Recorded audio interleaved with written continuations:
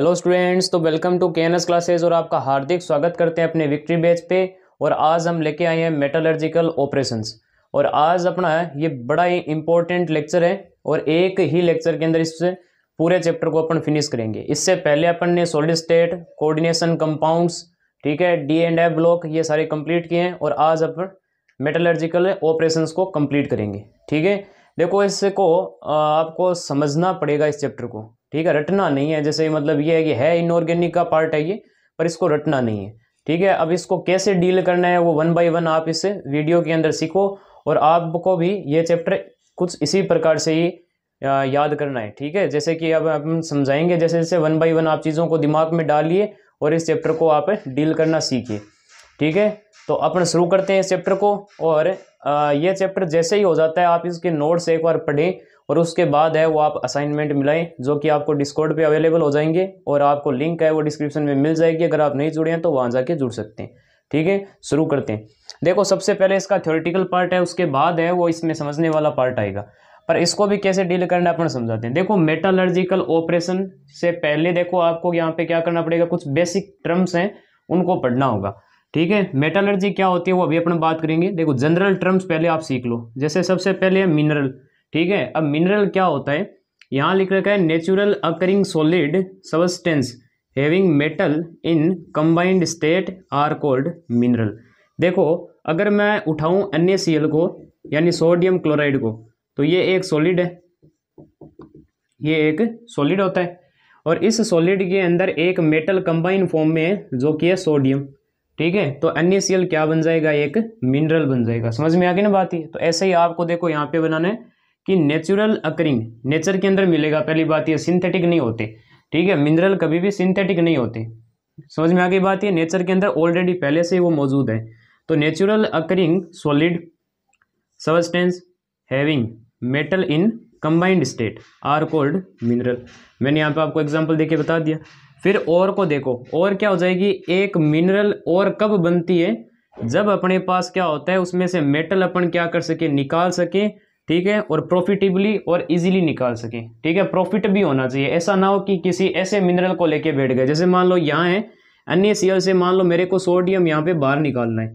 ठीक है, तो मेरे को कुछ मेटलर्जिकल प्रोसेस लगाने पड़ेंगे। वो प्रोसेस क्या होंगे वो तो अपन जानेंगे। तो NaCl में से सोडियम मेरे को अलग करना है। ठीक है, और अलग करते समय दो चीज़ों का ध्यान रखें कि अलग है वो सोडियम इजीली हो जाए और प्रॉफिटेबली, और आपको मुनाफा भी ज़्यादा हो। देखो, कंपनी को मुनाफा चाहिए। ऐसा नहीं है कि कोई ऐसा मिनरल लेके बैठ के उसमें से बाहर निकाल रहे हैं, लाखों का खर्चा हो रहा है और प्रॉफिट हो रहा है हज़ारों के अंदर। तो ऐसा काम नहीं करना। यहाँ पे क्या करना है अपन को, मिनरल में से क्या करना है, मेटल को बाहर निकालना है और इस प्रकार निकालना है कि आराम से मेटल बाहर आ जाए और साथ ही साथ अपन को प्रॉफिट भी हो। तो वही मिनरल आपका क्या कहलाएगा, और कहलाएगा। जैसे कि मान लो मेरे पास है सोडियम क्लोराइड NaCl और सोडियम कार्बोनेट। अब इन दोनों में से मान लो मेरे को सोडियम बाहर निकालना है। ठीक है, सोडियम बाहर निकालना है। देखो, दोनों में क्या है, मेटल कंबाइन फॉर्म में है, तो दोनों के दोनों मिनरल है। समझ में आ गई ना भाई बात, ये दोनों के दोनों मिनरल है। अब इसमें से देखा जाता है कि NaCl को मान लो यहाँ पे NaCl में से सोडियम निकालने के लिए मान लो मेरे को खर्चा करना पड़ रहा है कितना, 50K का। ठीक है, और यहाँ पे 1 टन मेरे पास क्या हो जाएगा, मान लो सोडियम बाहर निकल रहा है। समझ में आ गई बात, ये 1 टन अपने पास 50,000 में सोडियम बाहर आ जाएगा NaCl से। और इसमें मान लो मेरे को क्या है कि 70K खर्च करने पड़ रहे हैं 1 टन के लिए। ठीक है, तो मुनाफा कहाँ दिख रहा है, मुनाफा जाहिर सी बात है NaCl में ही दिख रहा है कि 1 टन अपन सोडियम निकाल सकते हैं NaCl से 50,000 रुपयों में। ठीक है, जबकि NaCO3 सोडियम कार्बोनेट में से 1 टन सोडियम निकालने के लिए 70,000 का खर्चा करना पड़ रहा है। तो प्रॉफिट ज़्यादा कहाँ पे दिख रहा है, प्रॉफिट यहाँ दिख रहा है। मेरे को 50K रुपये लग रहे हैं, आप मान लो उसको 80K में 70K में बेच दो, प्रॉफिट हो जाएगा। तो इसलिए NaCl तो क्या बन जाएगी, और बन जाएगी। समझ में आ गई ना, NaCl क्या बन जाएगी, और बन जाएगी। तो आपको ये बात का ध्यान रखना है। अब यहाँ पे ये और बन गई, तो एक बात तो मैं यहाँ से बोल ही सकता हूँ कि ऑल और आर मिनरल। ठीक है, सारी की सारी जितनी भी अपने पास और है वो सारी की सारी मिनरल तो है ही, बट ऑल मिनरल्स आर और इट इज़ नॉट नेसेसरी। ठीक है, ये ज़रूरी नहीं है आपके पास कि सारे के सारे मिनरल ही और बन जाए। समझ में आ गई बात। ये इस लाइन का आपको मतलब समझना है कि सभी की सभी जितनी भी और होगी वो सारी मिनरल तो होगी होगी। जैसे कि यहाँ पे NaCl और बन गया ना, तो NaCl एक मिनरल भी तो है, यानी कि सभी की सभी और मिनरल तो होगी, बट सभी मिनरल और हो ये तो ज़रूरी नहीं है। जैसे NaCl मिनरल तो है और भी है, पर NaCO3 यहाँ पे मिनरल है और नहीं है। समझ में आ गई ना बात ये, तो यह आपको ध्यान में रखना है। अब आ जाओ अपने पास कहाँ पे, तीसरा जो इंपॉर्टेंट टर्म है वो है गैंग या फिर मैट्रिक्स। ठीक है, गैंग या फिर मैट्रिक्स। अब देखो यहाँ पे मेरे को क्या करना है, जब आप मेटल है वो अलग करोगे तो पहले और में पहले से कुछ इम्प्योरिटी रहेगी। ठीक है, कुछ ना कुछ इम्प्योरिटी जरूर रहेगी। ठीक है, तो जो अर्थ की इम्प्योरिटीज होगी, समझ में आ गई ना, अर्थ की इम्प्योरिटी आप बोल सकते हो, जो अर्थ की कुछ अदर इम्प्योरिटी है। ठीक है, और के अलावा, ठीक है, और को तो है, और तो अपन को चाहिए ही चाहिए, पर और के अलावा जितनी भी अर्थ की इम्प्योरिटी है वो सारी क्या कहलाती है, वो यह कहलाती है गैंग या फिर मैट्रिक्स कहलाएगी। ठीक है, अब यहाँ पे क्या होता है, जब अपन को ये अर्थी इम्प्योरिटी या गैंग अपन को हटाना होता है तो अपन क्या करते हैं, एक सूटेबल फ्लक्स डाल देते हैं। फ्लक्स एक केमिकल होता है, एक सूटेबल फ्लक्स डाल दिया तो अपने पास क्या बनता है, स्लेग बनता है। स्लेग होता है वेस्ट मटेरियल हो गया, तो यहाँ पे हो गया। तो मैट्रिक्स या गैंग में एक फ्लक्स डालो तो आपके पास स्लेग बनता है, जो कि मोल्टन फॉर्म में रहेगा, यानी पिघले हुए फॉर्म में रहता है। अब दो प्रकार के फ्लक्स होते हैं, एक तो एसिडिक और एक बेसिक। अगर आपकी इम्प्योरिटी कैसी रहेगी, बेसिक रहेगी। अगर इम्प्योरिटी आपकी कैसी है, बेसिक नेचर की है, ठीक है, तो आप उसमें क्या करोगे, एसिडिक फ्लक्स डाल दो, क्योंकि एसिड और बेस की रिएक्शन होती है ना, तो न्यूट्रलाइजेशन आपको पता होगा रिएक्शन बनती है। तो यहाँ पे मेरे पास मान लो FeO है। अब मेटल का ऑक्साइड बेसिक नेचर का होता है, नॉन मेटल का एसिडिक नेचर का होता है। तो FeO मेरे पास बेसिक, एक मेरे पास क्या है यहाँ पे इम्प्योरिटी है, तो आप एक काम करो, इसमें एसिडिक फ्लक्स डाल दो, और मैंने डाल दिया SiO2, तो ये रिएक्शन हो जाएगी और क्या बन जाएगा, FeSiO3 नाम का स्लेग बन जाएगा मोल्टन फॉर्म के अंदर। ऐसे ही मान लो मेरे पास कोई बेसिक इम्प्योरिटी होती, सॉरी अपने पास एसिडिक इम्प्योरिटी होती, जैसे SiO2 है, तो इसके अंदर आप क्या डाल दो, बेसिक फ्लक्स डाल दो। बेसिक फ्लक्स हो गया, जैसे मेटल का कोई ऑक्साइड डाल दिया, कैल्शियम ऑक्साइड डाल दिया, तो ये अपने पास रिएक्ट करके क्या बना लेंगे, CaSiO3। अब इस स्लेग को तो बाहर निकाल लो, आपके पास और क्या आ जाएगी, प्योर फॉर्म में आ जाएगी। अब उस और में से अपन मेटल निकालेंगे। समझ में आ गई बात ये, तो ये आपको ध्यान में रखना है। तो ये जनरल टर्म हो गई। मिनरल क्या हो गई, मिनरल हो गए नेचुरल अकरिंग सॉलिड सब्सटेंस, जिसके अंदर क्या होता है, मेटल है वो कंबाइंड फॉर्म में रहता है। ठीक है, और क्या हो जाएगी, अगर उसी मिनरल में से अपन क्या कर सके, मेटल को बाहर निकाल सके, उसी मिनरल में से मेटल बाहर निकाल सके और एकदम आराम से और प्रॉफिटेबली, यानी प्रॉफिट भी हो, तो वो मिनरल अपने पास क्या बन जाती है, और बन जाती है। सारे के सारे और मिनरल होते हैं, पर सारे मिनरल और हो ये जरूरी नहीं है। फिर होता है गैंग या फिर मैट्रिक्स। अर्थ की जितनी भी इम्प्योरिटी जो और के साथ है उसको अपन क्या बोलते हैं, गैंग या फिर मैट्रिक्स बोलते हैं। अब अपने पास क्या होता है कि जब गैंग या फिर इसको हटाना पड़ेगा इम्प्योरिटी को, क्योंकि अपन को तो और चाहिए। ठीक है, तो इम्प्योरिटी तो दूर करनी पड़ेगी, गंदगी दूर करनी पड़ेगी। तो इसके लिए अपन क्या करते हैं, सूटेबल रिएजेंट डाल देते हैं, जिसको फ्लक्स बोलते हैं, और अपने पास क्या बनता है, स्लेग बनता है। ठीक है, स्लेग को वैसे बोलते हैं हिंदी में धातुमल बोलते हैं, यानी वेस्ट हो गया। अब मैट्रिक्स या गैंग के अंदर फ्लक्स डाला तो स्लेग बन गया। दो प्रकार के आपके पास फ्लक्स होते हैं, एसिडिक। कब लगाओगे एसिडिक फ्लक्स, जब इम्प्योरिटी बेसिक हो, और बेसिक फ्लक्स कब लगाओगे, जब इम्प्योरिटी एसिडिक हो। समझ में आ गई बात ये, तो ये है। अब आप पढ़ो मेटलर्जिकल ऑपरेशन क्या होता है। मेटलर्जिकल ऑपरेशन अपने पास कुछ ऐसी प्रोसेस होती है जिसके अंदर अपन क्या करते हैं, किसी और में से क्या करते हैं, प्योर मेटल को बाहर निकालते हैं। ठीक है, तो इस प्रोसेस को मेटलर्जिकल ऑपरेशन बोलते हैं। समझ में आ गई ना भाई बात ये, जैसे ये था ना अपने पास है NaCl में से सोडियम प्योर फॉर्म में अपन को अलग करना है। ठीक है, तो अपने पास ये प्रोसेस क्या कहलाती है, मेटलर्जिकल ऑपरेशन कहलाती है। समझ में आ गई। अब आपको क्या करना है, कुछ मेटल के आपको इंपॉर्टेंट और को ध्यान में रखना है। ठीक है, फॉर बोर्ड एग्जाम यहाँ पे मैंने क्या किया है, इंपॉर्टेंट आपके और है वो यहाँ पे लिख दिए हैं, और यही इंपॉर्टेंट और आपके ज़्यादातर बोर्ड में पूछे जाते हैं। और 90% आपके ये रहेगा कि आपके सिलेबस में देखो मेटलर्जी किसकी है, मेटलर्जी आपके दे रखी है जिंक की, आयरन की, कॉपर की और एल्यूमिनियम की। तो इन चारों की तो और आपको नेसेसरी ध्यान में होनी चाहिए, क्योंकि आपकी बुक के अंदर डिटेल में मेटलर्जी किसकी दे रखी है, जिंक की, आयरन की, कॉपर और एल्यूमिनियम की। ठीक है, इन चार की है। तो इन चार की और तो क्या है कि आप नेसेसरी याद करके ही करके जाओ। समझ में आ गई बात ये। जैसे कि देखो, अब मैं बताता हूँ इसको याद कैसे करना है। एक पेज के अंदर लिख लो और सुबह शाम उसको पढ़ा करो। ठीक है, क्योंकि ये क्या है, चीज़ रटने वाली है, तो लगातार आप जब इसका अध्ययन करोगे ना तभी आपको याद होगा। समझ में आ गई बात ये। तो ये है, देखो इसमें से क्वेश्चन आता है। या तो कई बार क्या होता है फॉर्मूला दे दिया जाता है और आपको और का नाम पूछने, या तो और दे देते हैं और फॉर्मूला पूछ लेते हैं। ठीक है, तो आपको ध्यान में रखना है, कैसे भी पूछे आपको याद होने चाहिए। ठीक है, इंपॉर्टेंट मैंने यहाँ पे लिख दिए हैं और कुछ और है वो अपना अगली स्लाइड पे देखेंगे। तो यहाँ पे अगर मैं बात करूँ तो सोडियम के जो इंपॉर्टेंट अपने पास और है वो कौन कौन से, एक तो है कॉमन सॉल्ट जिसको रॉक सॉल्ट बोलते हैं और ये NaCl होता है। चिल्ली सॉल्ट पेट्रे अपने पास क्या होता है NaNO3 होता है। क्रायोलाइट होता है Na3Al(F6). ठीक है, वॉशिंग सोडा में Na2CO3 × 10H2O और बोरेक्स होता है Na2B4O7.10H2O। आपसे ऐसा क्वेश्चन भी पूछा जा सकता है कि कौन सी ओर के अंदर सोडियम और एल्यूमिनियम दोनों पाए जाते हैं, तो आप लिखोगे क्रायोलाइट में। अब आ जाओ यहाँ पे पोटेशियम की इंपॉर्टेंट है कार्नेलाइट KCl.MgCl2.6H2O और एक है फेल्डस्पार जो कि है K2OAl2O3.6 अपने पास है SiO2। फिर आ जाओ तीसरे नंबर पे है मैग्नीशियम की, इप्सम सॉल्ट है, इंपॉर्टेंट है, ये पूछा जा सकता है MgSO4.7H2O। ठीक है, और एक अपने पास है यहाँ पे केमलाइट जिसमें KCl.MgCl2.6H2 अपने पास है। ठीक है, मैग्नेसाइट में MgCO3 होता है। ठीक है, डोलेमाइट में क्या होता है MgCO3 और CaCO3। अब आपको पूछा जा सकता है वो कौन सी ओर है जिसके अंदर मैग्नीशियम और कैल्शियम दोनों पाए जाते हैं, तो वो कौन सा हो जाएगा, डोलोमाइट हो जाएगा। फिर अपने पास है किसराइट में MgSO4.H2O रहेगा। ठीक है, फिर एल्यूमिनियम की अगर बात करें तो एल्यूमिनियम की आपको ध्यान में रखनी है बॉक्साइड, ये इंपॉर्टेंट है बॉक्साइड। बॉक्साइड का फॉर्मूला होता है Al2O3.2H2O। Cryolite Na3Al(F6). ठीक है, कोरंडम का हो जाएगा Al2O3, डाइस्पोर का हो जाएगा Al2O3.H2O। समझ में आ गई बात ये। तो एल्यूमिनियम में आपको दिख रहा है ज़्यादातर यहाँ पे Al2O3 Al2O3 Al2O3।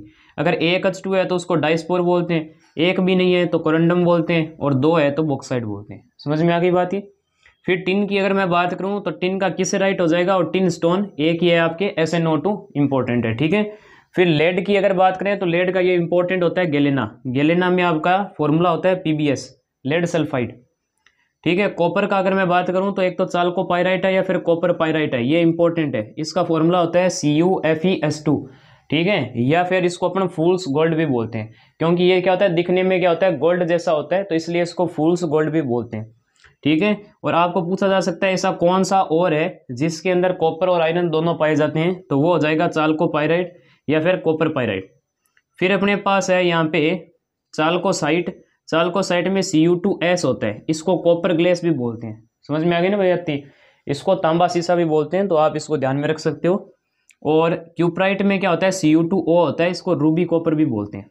तो ये आपके हो गए कॉपर के, लेड के, टिन, एल्यूमिनियम, मैग्नीशियम, पोटेशियम और सोडियम, इनके ये और हैं, इनको आप नोट करो। ठीक है, और सुबह शाम इनको पढ़ा करो भाई। 3 महीने हैं, ज़्यादा से ज़्यादा आपके पास क्या है कि लगभग 2-3 महीनों तक इनको ना लगातार पढ़ते जाओ, ये याद हो जाएंगे, आपके कंठस्थ होने चाहिए। समझ में आ गई बात ये। तो ये चीज़ है ना कि 12वीं के अंदर आपके नीट जेई का एग्जाम होता है तो उसमें भी आपके यहीं से क्वेश्चन आते हैं। ठीक है, तो पहले आप इतना नोट करो, उसके बाद है वो अपन आगे चलते हैं। ठीक है, तो नोट कर लीजिए। तो अब अपने आगे चलते हैं और यहाँ पे पढ़ेंगे कुछ और के बारे में। ठीक है, तो ये देखो और अपने पास कौन सी है, सबसे पहले सिल्वर। तो सिल्वर में अपने पास होता है अर्जेंटाइट होता है Ag2S है, और एक सिल्वर हॉर्न है AgCl। ये दो इंपॉर्टेंट इसकी और है। आयरन की है वो बड़ी इंपॉर्टेंट है भाई चारों।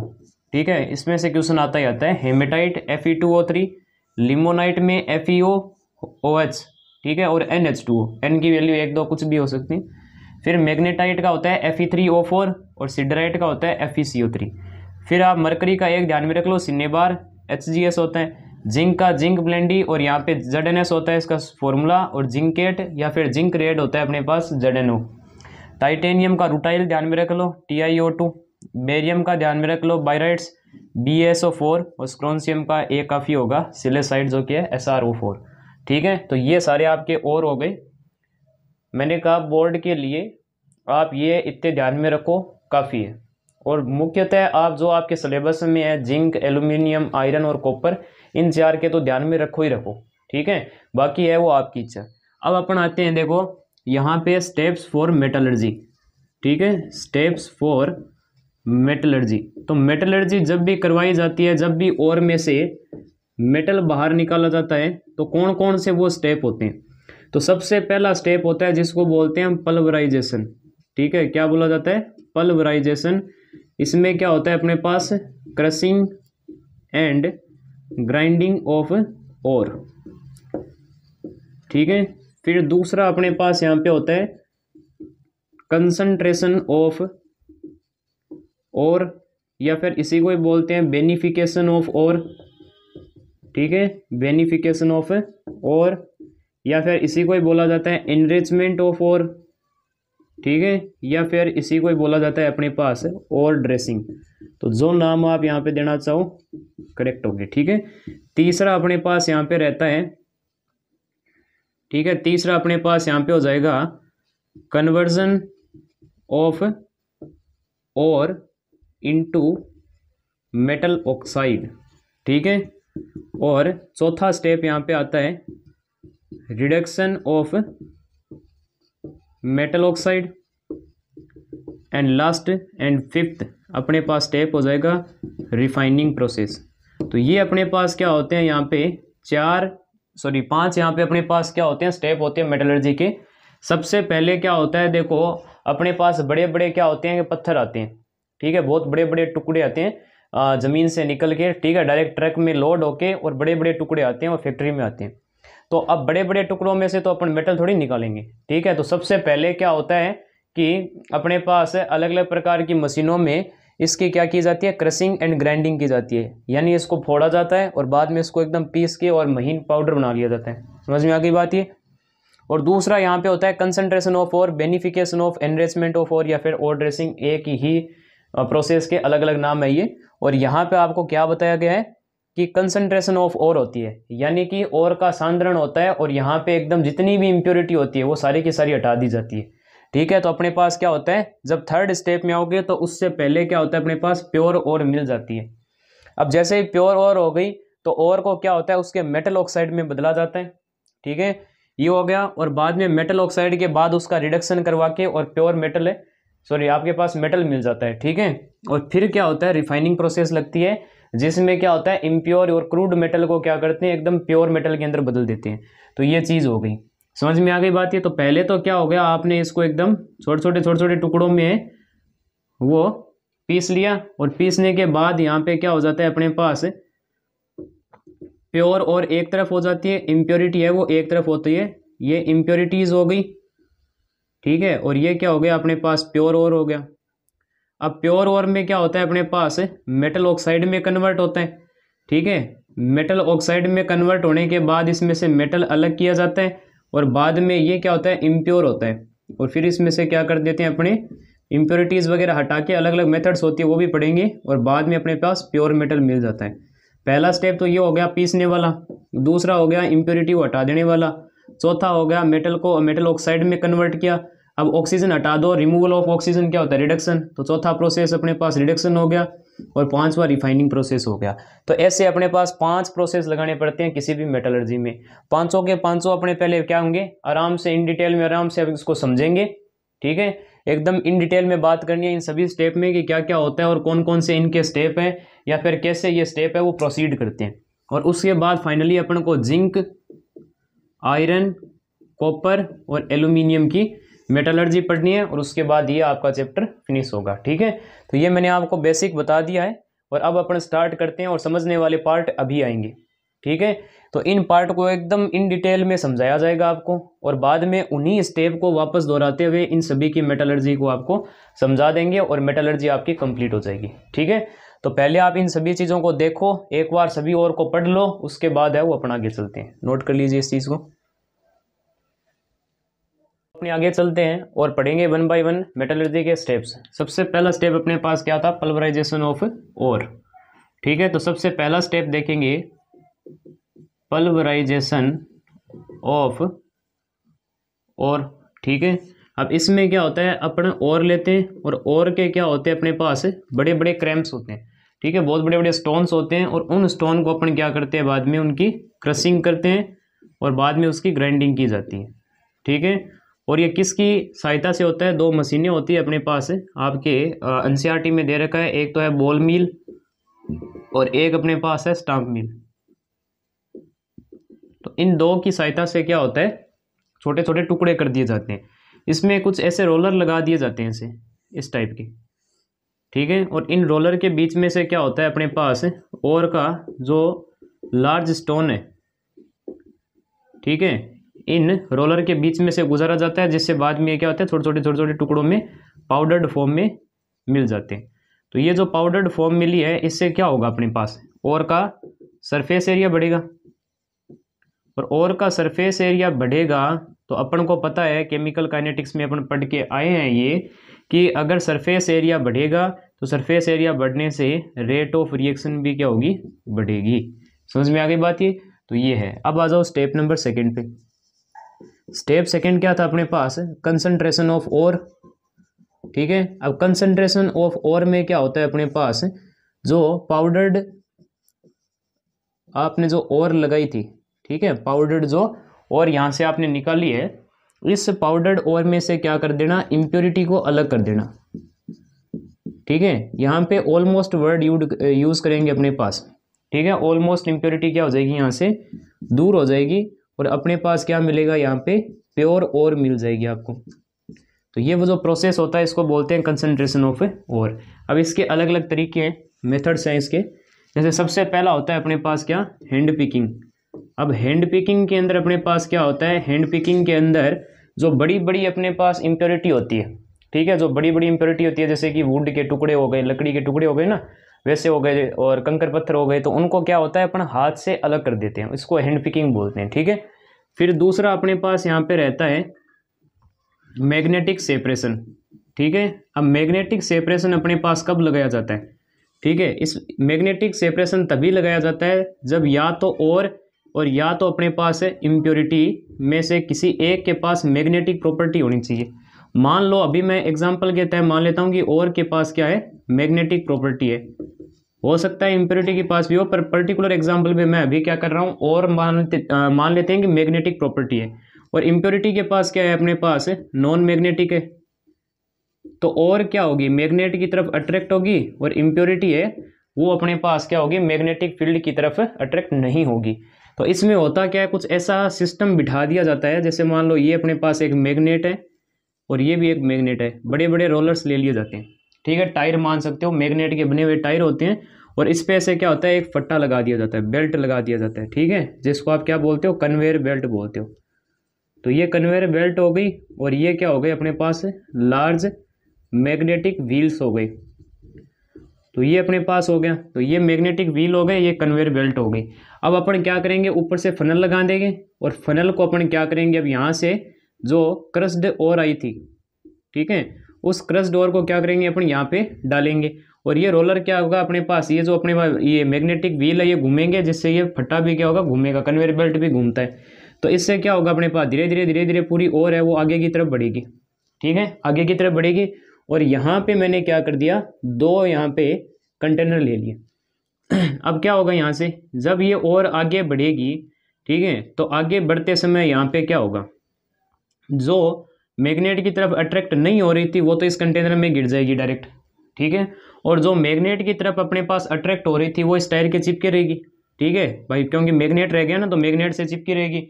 और जैसे ही ये क्या होगा, व्हील आगे की तरफ जाएगा, तो चिपक के बाद में सारा का सारा जो भी मटेरियल होगा वो किस में गिर जाएगा, अपने पास मैग्नेटिक वाला इस कंटेनर में आ जाएगा। इसका मतलब इसमें तो और आ गई, और इसमें क्या आ गई, इम्प्योरिटी आ गई, तो दोनों सेपरेट हो गए ना अपने पास। तो एक तो ये मेथड होता है। तीसरा अपने पास जो मेथड है वो होता है हाइड्रोलिक वॉशिंग, ठीक है, हाइड्रोलिक वॉशिंग बोलते हैं, या फिर इसको ग्रेविटी सेपरेशन बोला जाता है। तो हाइड्रोलिक वॉशिंग या ग्रेविटी सेपरेशन में क्या होता है, देखो, ये तभी लगाया जाता है जब या तो और अपने पास और या तो इम्प्योरिटी, इनमें से एक चीज़ हल्की होनी चाहिए, ठीक है, एक चीज़ क्या होगी, हल्की होगी। और इनमें से क्या होगा, जब और इम्प्योरिटी में से एक चीज़ हल्की होगी पानी से, तो यहाँ पे क्या होगा, अपन एक काम करेंगे कि एक ऐसी हावर्थ एक प्लेट लगा देंगे, ठीक है, ऐसे एक हावर्थ प्लेट लगा दी अपन ने, ठीक है। और इसमें क्या होगा, अपने पास कुछ ऐसा अरेंजमेंट बिठा देंगे इसके अंदर, ठीक है। ऐसा कुछ अपन अरेंजमेंट बिठा देंगे ताकि ज़्यादा से ज़्यादा समय तक क्या हो, पानी है वो इसमें से जाता रहे और यहाँ पे क्या हो कि पानी की रफ्तार भी बढ़े। अब अपन क्या करेंगे, ऊपर वही है, अपने पास एक फनल लगा देंगे और यहाँ से अपन क्या करेंगे, जेट ऑफ वाटर डालेंगे। ठीक है, जेट ऑफ वाटर का मतलब क्या हो गया, पानी का एकदम बहुत मतलब ये प्रेशर है जो पानी का रहेगा और पानी है वो इस बेल्ट पे गिरेगा। ठीक है, अब यहाँ से क्या होगा, यहाँ से पानी जा रहे हैं और ऊपर से और डालते रहेंगे, तो इसमें क्या होगा कि जो हल्का था वो तो पानी के साथ बह जाएगा। ठीक है, हल्का था वो तो क्या हो जाएगा, पानी के साथ है वो आगे की तरफ बह जाएगा। ठीक है, और होगी वो बीच बीच में क्या हो जाएगी, यहाँ पे पड़ी रहेगी। ठीक है, क्योंकि और भारी है तो पानी के साथ नहीं जाएगी, और जो चीज़ हल्की होगी वो अपने पास क्या हो जाएगी, आगे की तरफ बढ़ जाएगी। जैसे मान लो थर्माकोल आपने देखा होगा, थर्माकोल के छोटे छोटे पीसेस ले लो और उसके अंदर क्या डाल दो, स्टोन डाल दो साथ में, दोनों मिक्स करके। ठीक है, अब आप क्या करो, एक ऐसे हावर्थ प्लेट ले लो और अब उसके ऊपर क्या करो, आप यहाँ पे ऊपर से मान लो ये है कि जो स्टोन और जो थर्माकोल के मतलब छोटे छोटे बॉल्स हैं वो साथ में डालो और इधर से पानी डाल दो, तो क्या होगा, थर्माकोल हल्का होने की वजह से पानी के ऊपर तैरता हुआ नीचे आ जाएगा और स्टोन है वो नीचे की तरफ यहाँ पे रह जाएंगे। समझ में आ गई ना, यहाँ पे रह जाएंगे अपने पास। तो ये चीज़ है, तो ऐसा अपन को करना है। तो इसको बोलते हैं हाइड्रोलिक वॉशिंग या ग्रेविटी सेपरेशन बोलते हैं। मान लो इसमें मैंने ये कर लिया कि इम्प्योरिटी हल्की है, ठीक है, इम्प्योरिटी है वो लाइट है और है वो क्या है, भारी है, हैवी है। तो इस केस में क्या हो जाएगा, यहाँ पे आ जाएगी इम्प्योरिटी और ऊपर कौन रह जाएगी, और रह जाएगी। तो एक इस प्रोसेस से भी क्या होता है, अपने पास यहाँ पे इम्प्योरिटी को अलग किया जा सकता है। तो 3 मैंने बता दिए, हैंड पिकिंग, मैग्नेटिक सेपरेशन और हाइड्रोलिक वॉशिंग या ग्रेविटी सेपरेशन। समझ में आ गई बात ये। अब अपन क्या करते हैं, हाइड्रोलिक वॉशिंग की तरफ चलेंगे जो कि इसका लास्ट मेथड होता है। ठीक है, तो पहले आप ये नोट कीजिए, उसके बाद अपन आगे चलते हैं, कर लीजिए। तो अब अपने आगे चलते हैं और यहाँ पे चौथा पढ़ते हैं, स्टेप है कंसंट्रेशन का, जो कि क्या है, फ्रोथ फ्लोटेशन। तो फ्रोथ जो फ्लोटेशन अपने पास मेथड है, ठीक है, इस मेथड के अंदर होता क्या है। तो पहली बात तो ये है, कहाँ पे लगाना है आपको, तो केवल ये किसके लिए लगाया जाता है, सल्फाइड ओर के लिए लगाया जाता है। समझ में आ गई बात, ये किसके लिए, सल्फाइड ओर के लिए। तो सल्फाइड ओर के लिए लगाना है और यहाँ पे किसके आधार पे है, मतलब किस पे बेस्ड है। जैसे वहाँ पे था ना मैग्नेटिक प्रॉपर्टी के बेस पे, ठीक है, और डेंसिटी के बेस पे या फिर वेट के बेस पे था। तो ऐसे ही अपने पास यहाँ पे कि ये किसके बेस पे है, तो अपने पास एक तो और होगा और एक तो इम्प्योरिटी होगी, दोनों को अलग अलग करना है। तो इनकी वेटेबिलिटी जो प्रॉपर्टी होती है उस आधार पे लिया जाता है। ठीक है, वेटेबिलिटी प्रॉपर्टी, इसका क्या मतलब होता है, इसका मतलब होता है चिपकने की क्षमता। समझ में आ गई ना भाई बात, ये चिपकने की क्षमता होती है ना, उस आधार पे क्या होता है अपने पास यहाँ पे और एंड इम्प्योरिटी को अलग अलग किया जाता है। देखो बेसिकली होगा क्या, यहाँ पे कुछ ऐसा होता है कि एक टब लिया जाता है, जैसे ये मान लो बहुत बड़ा टैंक ले लिया मैंने इसे, मान लो, ठीक है, और इसमें क्या होगा, अपन ने पानी भर दिया इसके अंदर। ठीक है, इसके अंदर क्या डाल दिया, वाटर डाल दिया, इसका पहला कंपोनेंट वाटर डाला। ठीक है, वाटर डालने के बाद इसमें मैंने क्या कर दी, साथ में और डाल दी, तो 2 नंबर का कंपोनेंट गया क्या, और। ठीक है, तीसरा इसके अंदर अपन डालेंगे क्या, ट्रांसफॉर्मिंग एजेंट डाल देंगे। ठीक है, क्या डालेंगे इसके अंदर, ट्रांसफॉर्मिंग एजेंट, जो कि अपने पास क्या होता है, या इसके अंदर होता है पाइन ऑयल डाला जाता है। ठीक है, बट ऑयल कोई सा भी डाल दो, कोई दिक्कत वाली बात नहीं है, पर सरसों का तेल थोड़े ही वहाँ पे डाल दोगे हैं। मान लो बहुत बड़े ये टैंक होते हैं तो कम से कम 50 है वो सरसों के जो अपने पास पिंपे होते हैं वो थोड़ी डालोगे। तो यहाँ पे क्या हो जाएगा, अपने पास जो सस्ता होता है ना, जैसे पाइन ऑयल है, अरे काम तो किसी भी ऑयल से हो जाएगा, पर यहाँ पे कौन सा लिया जाता है, पाइन ऑयल। तो तीसरा यहाँ पे डाल देंगे अपने क्या, पाइन ऑयल डाल दिया। अब पाइन ऑयल डालने के बाद यहाँ पे क्या होता है, एक ऐसी यहाँ पे मशीन है वो इसके अंदर होती है। ठीक है, और इसमें क्या होता है, ऐसे छोटे छोटे छेद होते हैं। ठीक है, अब छोटे छोटे छेद होते हैं तो यहाँ से क्या होता है, एयर को अंदर भेजा जाता है। ठीक है, अब एयर जैसे ही अंदर आएगी तो यहाँ पे मिक्सिंग स्टार्ट करेगी ये। ठीक है, बबल्स बनने लगेंगे। तो अब यहाँ पे क्या होगा, ये पाइन ऑयल है और जो भी होगा और या फिर इम्प्योरिटी, इनमें से कोई एक क्या होगा, अपने पास पाइन ऑयल के साथ चिपक के ऊपर आ जाएगा। जनरली और ही आती है, क्योंकि सल्फाइड और होती है ना, वो क्या होती है अपने पास, सल्फाइड और जो होती है वो अपने पास पाइन ऑयल के साथ अच्छे ढंग से चिपक जाती है। तो यहाँ पे क्या हो जाएगा, अपने पास पाइन ऑयल के साथ सल्फाइड और चिपक जाएगी और वो ऊपर आ जाएगी। ठीक है, ऐसे झाग के रूप में क्या हो जाएगी, अपने पास ऊपर आ गई है। समझ में आ गई ना बात ये। तो ये चीज़ हो गई, तो यहाँ पे क्या बन गए, फ्रोथ बनने शुरू हो गए। और जो इम्प्योरिटी होगी वो क्या हो जाएगी, नीचे बैठ जाएगी। तो यहाँ आ गई अपने पास क्या, इम्प्योरिटी आ गई।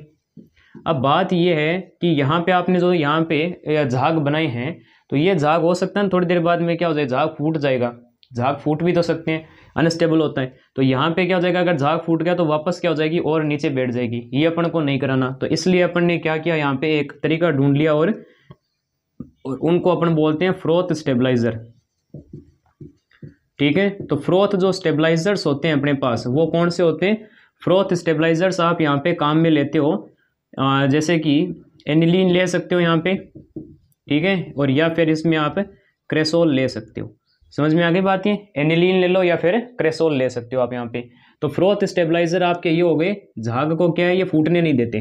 तो एनिलीन और क्रेसोल ये दो आपके इंपॉर्टेंट क्या हो गए, रिएजेंट हो गए, जो फ्रोथ को क्या करेंगे, स्टेबल रखेंगे, फूटने नहीं देंगे। ठीक है, तो ये आपको यहाँ ध्यान में रखना है। तो फ्रोथ फूटेगी नहीं तो धीरे धीरे क्या हो जाएगी, यहाँ पे झाग है वो बढ़ते जाएंगे।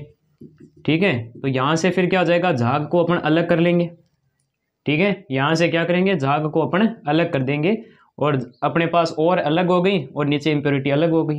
ठीक है, तो इस मेथड के अंदर ये करवाया जाता है। अब यहाँ पे अपने पास एक चीज़ और देखनी है आपको, जो कि क्या है, जो कि अपने पास क्या, कलेक्टर।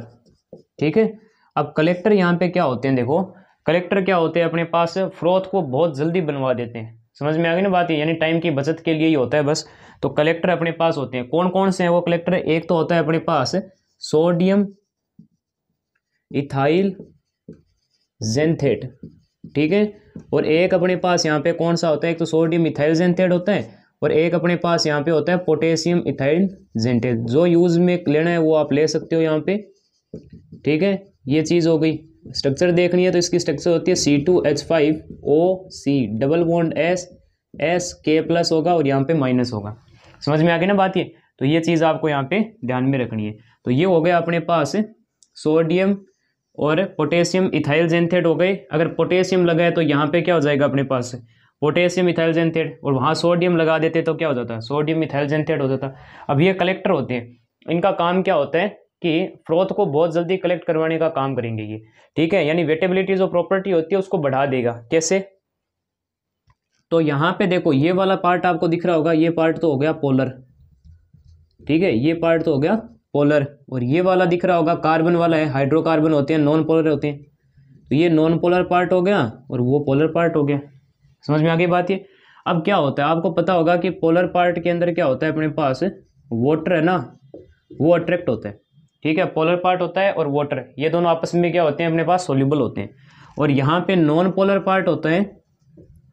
ठीक है, जो नॉन पोलर पार्ट होगा वो नॉन पोलर पार्ट क्या होता है, हाइड्रोकार्बन वाले पार्ट पे ही अट्रैक्ट होता है। समझ में आ गई बात ये भाई। Polar dissolve in polar, water भी पोलर ही होता है ना, तो लाइक डिजोल्व लाइक, और यहाँ पे भी क्या होगा, like dissolve like, hydrocarbon part में ही यहाँ पे होगा। अब जैसे ही मान लो यहाँ पे क्या है कि ऑयल होगा, जो पाइन ऑयल होगा। ठीक है, और ऑयल क्या होते हैं, हाइड्रोकार्बन्स होते हैं।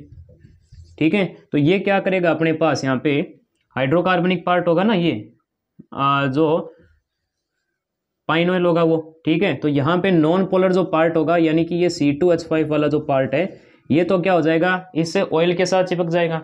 और नॉन पोलर पार्ट पे कौन आ जाएगा अपने पास, पोलर पार्ट पे अपने पास कौन आ जाएगा, और आ जाएगी। ठीक है, क्योंकि और क्या होती है अपने पास, पोलर नेचर की है। तो यहाँ पे आपको ध्यान में रखना है भाई, पोलर पार्ट है वो वाटर की तरफ अट्रैक्ट होगा, तो और क्या हो जाएगी, पोलर पार्ट से चिपक जाएगी।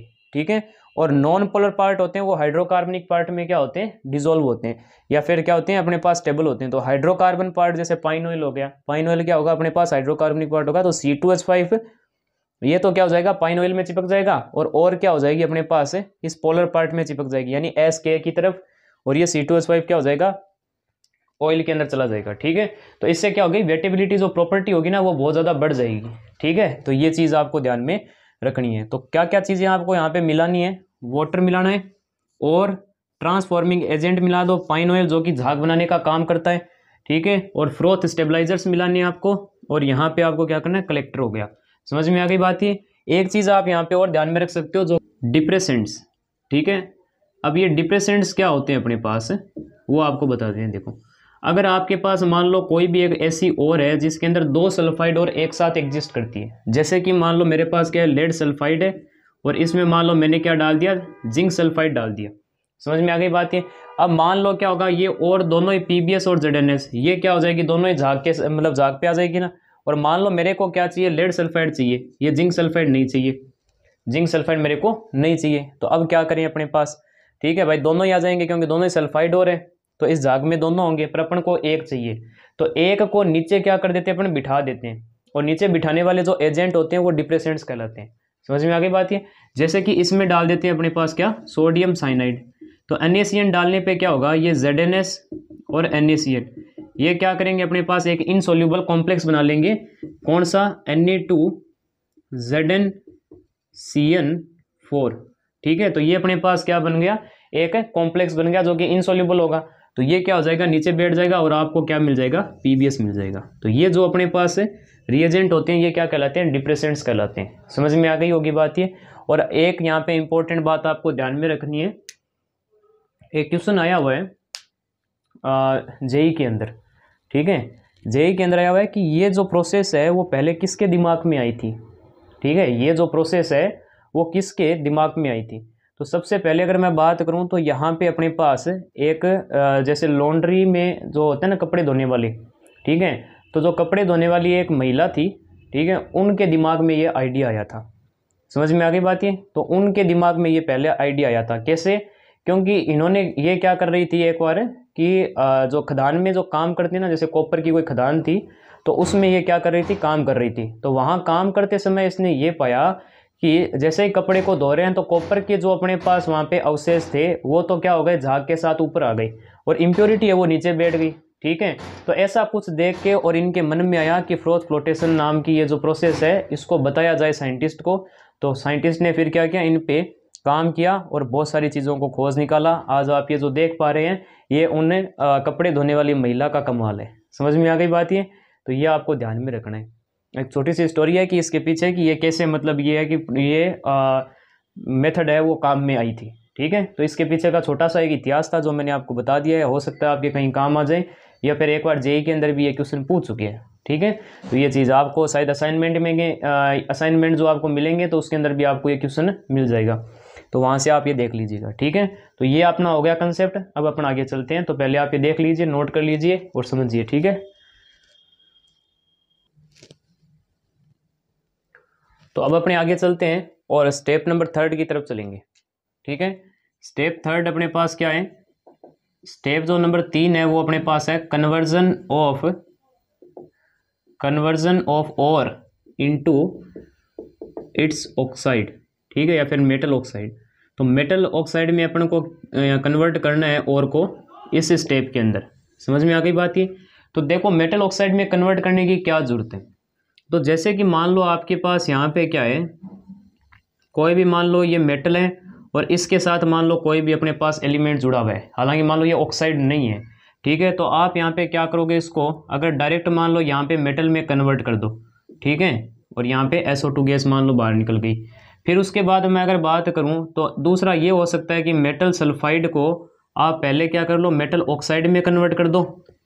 ठीक है, और बाद में कोई रिड्यूसिंग एजेंट लगा के और ऑक्सीजन को हटा देना, तब आपको मेटल मिल जाएगी। दो ही तरीके पॉसिबल है, या तो सल्फाइड की ओर को डायरेक्ट मेटल में कन्वर्ट कर दो।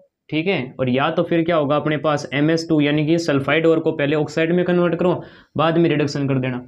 ठीक है, तो ऐसा क्यों करवाया जाता है, क्योंकि इसमें क्या होता है, जैसे मान लो ये पहली रिएक्शन है, ये दूसरी रिएक्शन है, तो पहली रिएक्शन का जो डेल्टा G नोड होता है, ठीक है, वो क्या होता है अपने पास यहाँ पे ज़्यादा होता है। ठीक है, और इसका जो डेल्टा G नोड 2 होता है ना, इसका जो delta G node second equation का वो क्या होता है अपने पास, कम होता है। यानी कि यहाँ पे आपको क्या मिल रही है, मोर नेगेटिविटी मिल रही है। भाई कम है, इसका मतलब क्या हो गया, मोर नेगेटिविटी है। ठीक है, और इसमें क्या हो गया अपने पास, लेस निगेटिविटी हो गई। तो इस वजह से अपने पास यहाँ पे क्या आपको देखने को मिलता है कि भाई आपको पता है कि जिसमें ज़्यादा नेगेटिविटी होगी वो प्रोसेस क्या होगा, स्पॉन्टेनियस होगा। ठीक है, वो प्रोसेस क्या होगा, स्पॉन्टेनियस, क्योंकि डेल्टा G नोट अगर लेस देन 0 होता है ना, तो अपने पास प्रोसेस क्या होता है, खुद से होता है, प्रोसेस स्पॉन्टेनियस होता है। जबकि यहाँ पे क्या होगा, प्रोसेस है वो नॉन स्पॉन्टेनियस होगा। ठीक है, तो इस वजह से अपने पास यहाँ पे क्या होता है कि पहले मेटल की कोई भी अगर पास और है तो पहले उसको क्या होता है, ऑक्साइड में कन्वर्ट करते हैं, और बाद में उसको किस में कन्वर्ट किया जाता है अपने पास मतलब मेटल में कन्वर्ट किया जाता है। ठीक है, अब यहाँ पे मैं अगर आपको ये एक चीज़ बताऊँ तो अब आती है कि इस काम को करें कैसे। ठीक है, जो आप बता रहे हो कि भाई ऑक्साइड मेटल ऑक्साइड में कन्वर्ट करो। ठीक है, तो मेटल ऑक्साइड में कन्वर्ट करने के दो तरीके हैं। एक तो होता है अपने पास क्या, कैल्सिनेशन, और एक होता है अपने पास रोस्टिंग। दो मेथड यहाँ पे बड़ी प्रचलित है इसकी। ठीक है, तो एक तो कैल्सिनेशन हो गया, एक रोस्टिंग हो गया। समझ में आ गई बात ये। रोस्टिंग में अपन क्या करते हैं, रोस्टिंग में अपन क्या करते हैं, ओर को, और इज क्या होता है, हीटेड। ठीक है, in the presence of, in the presence of, in the presence of oxygen. ठीक है, तो ऑक्सीजन की प्रेजेंस में और को हीट किया जाता है तो वो क्या होती है, अपनी ऑक्साइड में कन्वर्ट हो जाती है। और रोस्टिंग किस में लगानी होती है, रोस्टिंग केवल आप लगाओगे किस में, सल्फाइड और में लगानी है। समझ में आ गई बात ये। तो रोस्टिंग में क्या होगा, और को हीट करेंगे अपने ऑक्सीजन की प्रेजेंस में। ठीक है, और ये किस में लगाई जाती है, सल्फाइड और में लगाई जाती है। समझ में आ गई बात ये। और कैल्सिनेशन इसका उल्टा होता है। ठीक है, और को अपन क्या करेंगे, हीट करेंगे।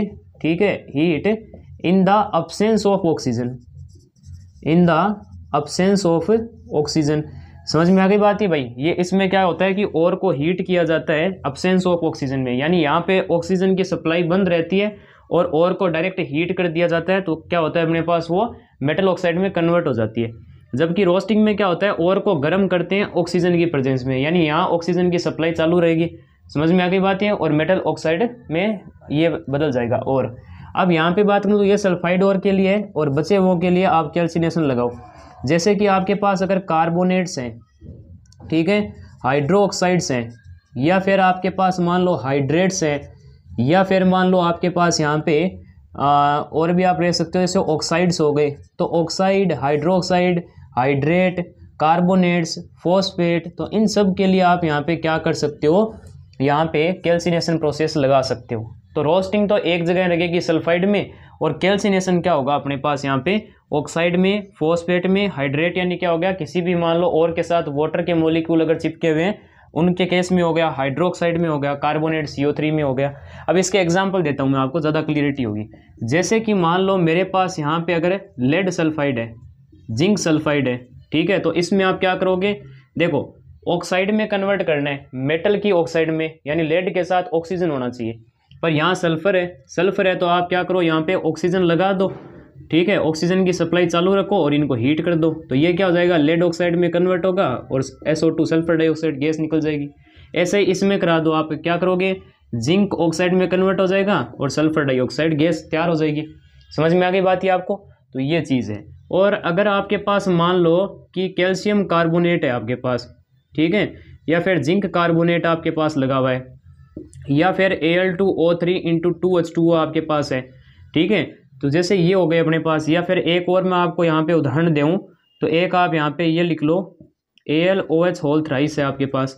तो ये कार्बोनेट हो गए, ये हाइड्रेट हो गया, ये हाइड्रोक्साइड हो गए। तो इनमें ऑलरेडी पहले से ही ऑक्सीजन है, तो ऑक्सीजन और क्यों देनी।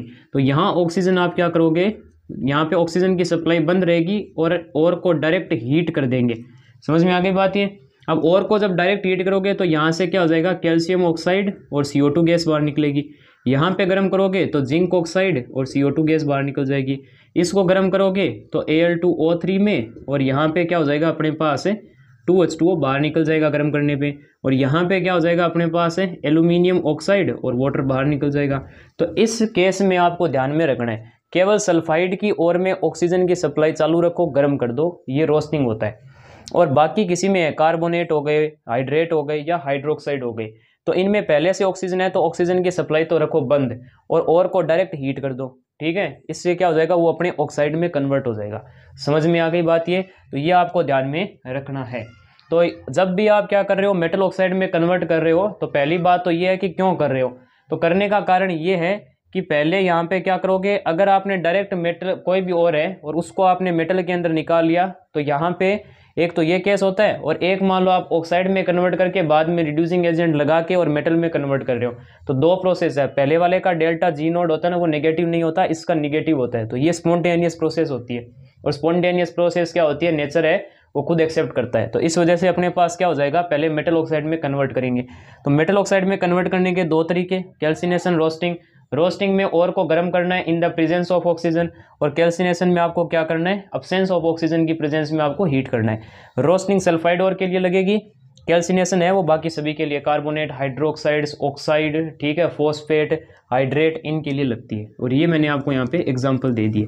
देखो एक अपने पास भट्टी होती है जिसको बोलते हैं रिवर्बोरेटरी फर्नेस, ठीक है। तो रिवर्बोरेटरी जो फर्नेस होती है उसमें क्या होता है, रिवर्बोरेटरी फर्नेस एक ऐसी फर्नेस या ऐसी भट्टी है जिसके अंदर आप रोस्टिंग भी करा सकते हो, ठीक है, रोस्टिंग भी करा सकते हो, और साथ ही साथ आप यहाँ पे क्या कर सकते हो, रोस्टिंग के साथ कैल्सिनेशन भी करा सकते हो इजीली। तो समझ में आ गई बात ये, यानी एक ऐसी भट्टी जिसके अंदर रोस्टिंग भी हो और कैल्सिनेशन भी हो। ये भट्टी दिखती कैसी है, तो ये भट्टी आपको कुछ ऐसे दिखेगी, ठीक है। इसमें क्या होता है, ऊपर ऐसा कुछ शेप रहता है, समझ में आ गई बात ये, ऐसा कुछ इसमें शेप रहेगा। और इस जगह पे मान लो मैंने यहाँ पे क्या कर दिया है, यहाँ अपन क्या कर देंगे, और लगा देंगे, ठीक है। इस जगह मान लो मैंने यहाँ पे क्या कर दी, और लगा दी, और नीचे से इसको गर्म करते रहो, और साथ ही साथ आप यहाँ पर भी क्या कर दो, इसमें हीट है वो बाहर की तरफ भी चालू रखो, और इस जगह पे क्या हो जाएगा, राख बचती रहेगी, ठीक है, राख है। और इसमें क्या होता है, ये जो आपकी ऊपर वाली जो ये छत दिख रही है, ये छत कॉनकेव आकार की होगी, इस आकार की, समझ में आ गई बात ये।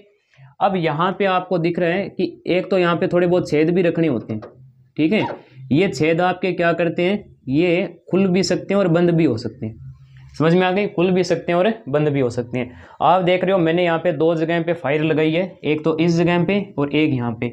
इसका कारण क्या है, देखो यहाँ से तो लगाओगे तो यहाँ पे क्या हो जाएगी, और है वो गर्म होगी, और जल्दी गर्म करने के लिए मैंने बाहर भी क्या कर दी, यहाँ पे आग लगा दी। इससे क्या होगा, ऊपर वाला जो आपके यहाँ पे क्या है, कॉनकेव आकार की क्या छत है, ठीक है, रूफ है। तो जैसे यहाँ से आप क्या करोगे, यहाँ से लपटे जो उठेगी वो क्या होगी, ऊपर की तरफ हीट जाएगी, और हीट क्या होगी, भिड़ के और वापस नीचे आएगी।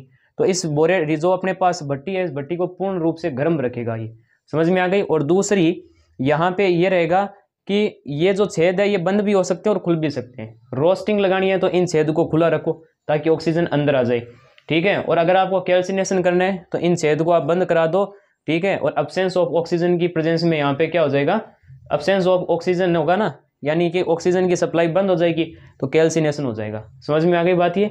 तो ये रिवर्बोरेटरी फर्नेस है जिसमें रोस्टिंग एंड कैल्सिनेशन यहाँ पे लगाया जाता है। डायग्राम में दो जगह पे ये है कि आग देख के बच्चे कंफ्यूज हो जाते हैं कि दो जगह आग लगाने की क्या जरूरत है। तो एक तो है कि और को हीट करना, और दूसरे का काम है पूरी भट्टी को ही गर्म रखना, ठीक है। तो ये चीज़ हो गई। तो ये अपने पास हो गया conversion of ore into metal oxide. अब अपन को क्या करना है, इन्हीं मेटल ऑक्साइड को क्या करना है, अपन को इनमें रिडक्शन करवा के और मेटल निकालना है बाहर, ठीक है। तो जो रिडक्शन प्रोसेस है वो अपना भाई पढ़ते हैं, तो पहले आप इन नोट कीजिए, उसके बाद अपन आगे चलते हैं, नोट कर लीजिए, ठीक है। तो अब अपने आगे चलते हैं और पढ़ते हैं रिडक्शन मेथड की तरफ, ठीक है। अब मेटल ऑक्साइड को अपन में क्या करना है, रिडक्शन करवा के और मेटल निकालनी है। तो इसके लिए सबसे पहला तो मेथड जो आपके काम में लिया जाता है वो तो है इलिंगम डायग्राम, ठीक है। तो इलिंगम जो डायग्राम अपने पास यहाँ पे है, इलिंगम डायग्राम क्या होता है अपने पास, देखो इलिंगम डायग्राम देखो बनाया गया था, इलिंगम एक साइंटिस्ट है, उन्होंने ये काम किया था, और उन्होंने temperature and delta G node, वो भी किसमें, किलो जूल पर मोल, और किसकी, ऑक्सीजन, इसके बीच में ग्राफ बनाया अलग अलग एलिमेंट का, ठीक है। जैसे कि मैग्नीशियम का, एल्यूमिनियम का, जिंक का, और भी बहुत सारे थे, कॉपर का, आयरन का, टाइटेनियम का, निकल का, सब मेटल जितने भी थे उनका इन्होंने क्या किया, ऐसे ग्राफ बना लिया, ठीक है। एक ट्रिक बता देंगे और ये काम खत्म हो जाएगा, पहले समझ लो क्या है। तो यहाँ पे क्या करना है आपको, टेम्परेचर हो गई, ठीक है, और टेम्परेचर और delta G naught kilo joule per mole में किसका, ऑक्सीजन का। तो इसके बीच में अपन को ग्राफ बनाना था, तो ग्राफ बना लिया। अब ग्राफ बनाने के बाद कुछ ऑब्जर्वेशन ली जाती है, यहाँ पे क्या ऑब्जर्वेशन ली जाती है कि लगभग आप यहाँ पे देखो, ठीक है, लगभग अगर आप यहाँ पे ग्राफ देखो तो उनकी स्लोप कैसी आ रही है, स्लोप आपकी आ रही है यहाँ पे पॉजिटिव स्लोप आ रही है, ठीक है। जैसे मान लो ये देखो ये पॉजिटिव, भाई नेगेटिव स्लोप तो ऐसे होती है, ठीक है, नेगेटिव स्लोप तो आपकी ऐसे हो जाएगी, और ये जो ऐसे जा रही है ना, ये क्या हो जाएगी अपने पास है, पॉजिटिव स्लोप होगी। तो ये आपके पॉजिटिव स्लोप है इनकी लगभग ग्राफ की। और कहीं पर भी अगर क्या हो रहा है कि सडन, ठीक है, सडन अगर कहीं पे क्या हो रहा है कि स्लोप अगर चेंज हो रही है, मान लो अचानक से क्या हो गई, कहीं पे स्लोप चेंज हो गई, जैसे मान लो यहाँ पे ये सीधी जा रही थी और इस पॉइंट पे देखो ये अचानक से क्या हो गई, ऊपर की तरफ चली गई। ऐसे जिंक में हो रहा है, इस टेम्परेचर के बाद क्या हो रहा है अपने पास है, ऊपर की तरफ चली गई है। तो ये जो सडन चेंज आ रहा है ना, इसमें क्या होता है अपने पास फेज चेंज हो जाती है, ठीक है, क्या हो जाएगी फेज, यानी क्या हो गया जैसे सॉलिड है वो लिक्विड में चेंज हो गया, तो ऐसा कुछ हुआ होगा। या फिर लिक्विड क्या हो जाएगा अपने पास यहाँ पे गैसियस फॉर्म में आ गया होगा। तो कुछ आपको यहाँ पे फेज चेंज देखने को मिलती है, अगर सडन क्या होता है स्लोप में चेंज आता है। समझ में आ गई बात ये, तो ये आपको यहाँ पे ध्यान में रखना है। अब मेन इसमें इंपॉर्टेंट क्या है, मेन ये है कि जो नीचे की जो अपने पास कर्व होगी वो ऊपर वाली सभी कर्व को क्या कर सकती है, रिड्यूस करवा सकती है, उनके ऑक्साइड को रिड्यूस कर सकती है।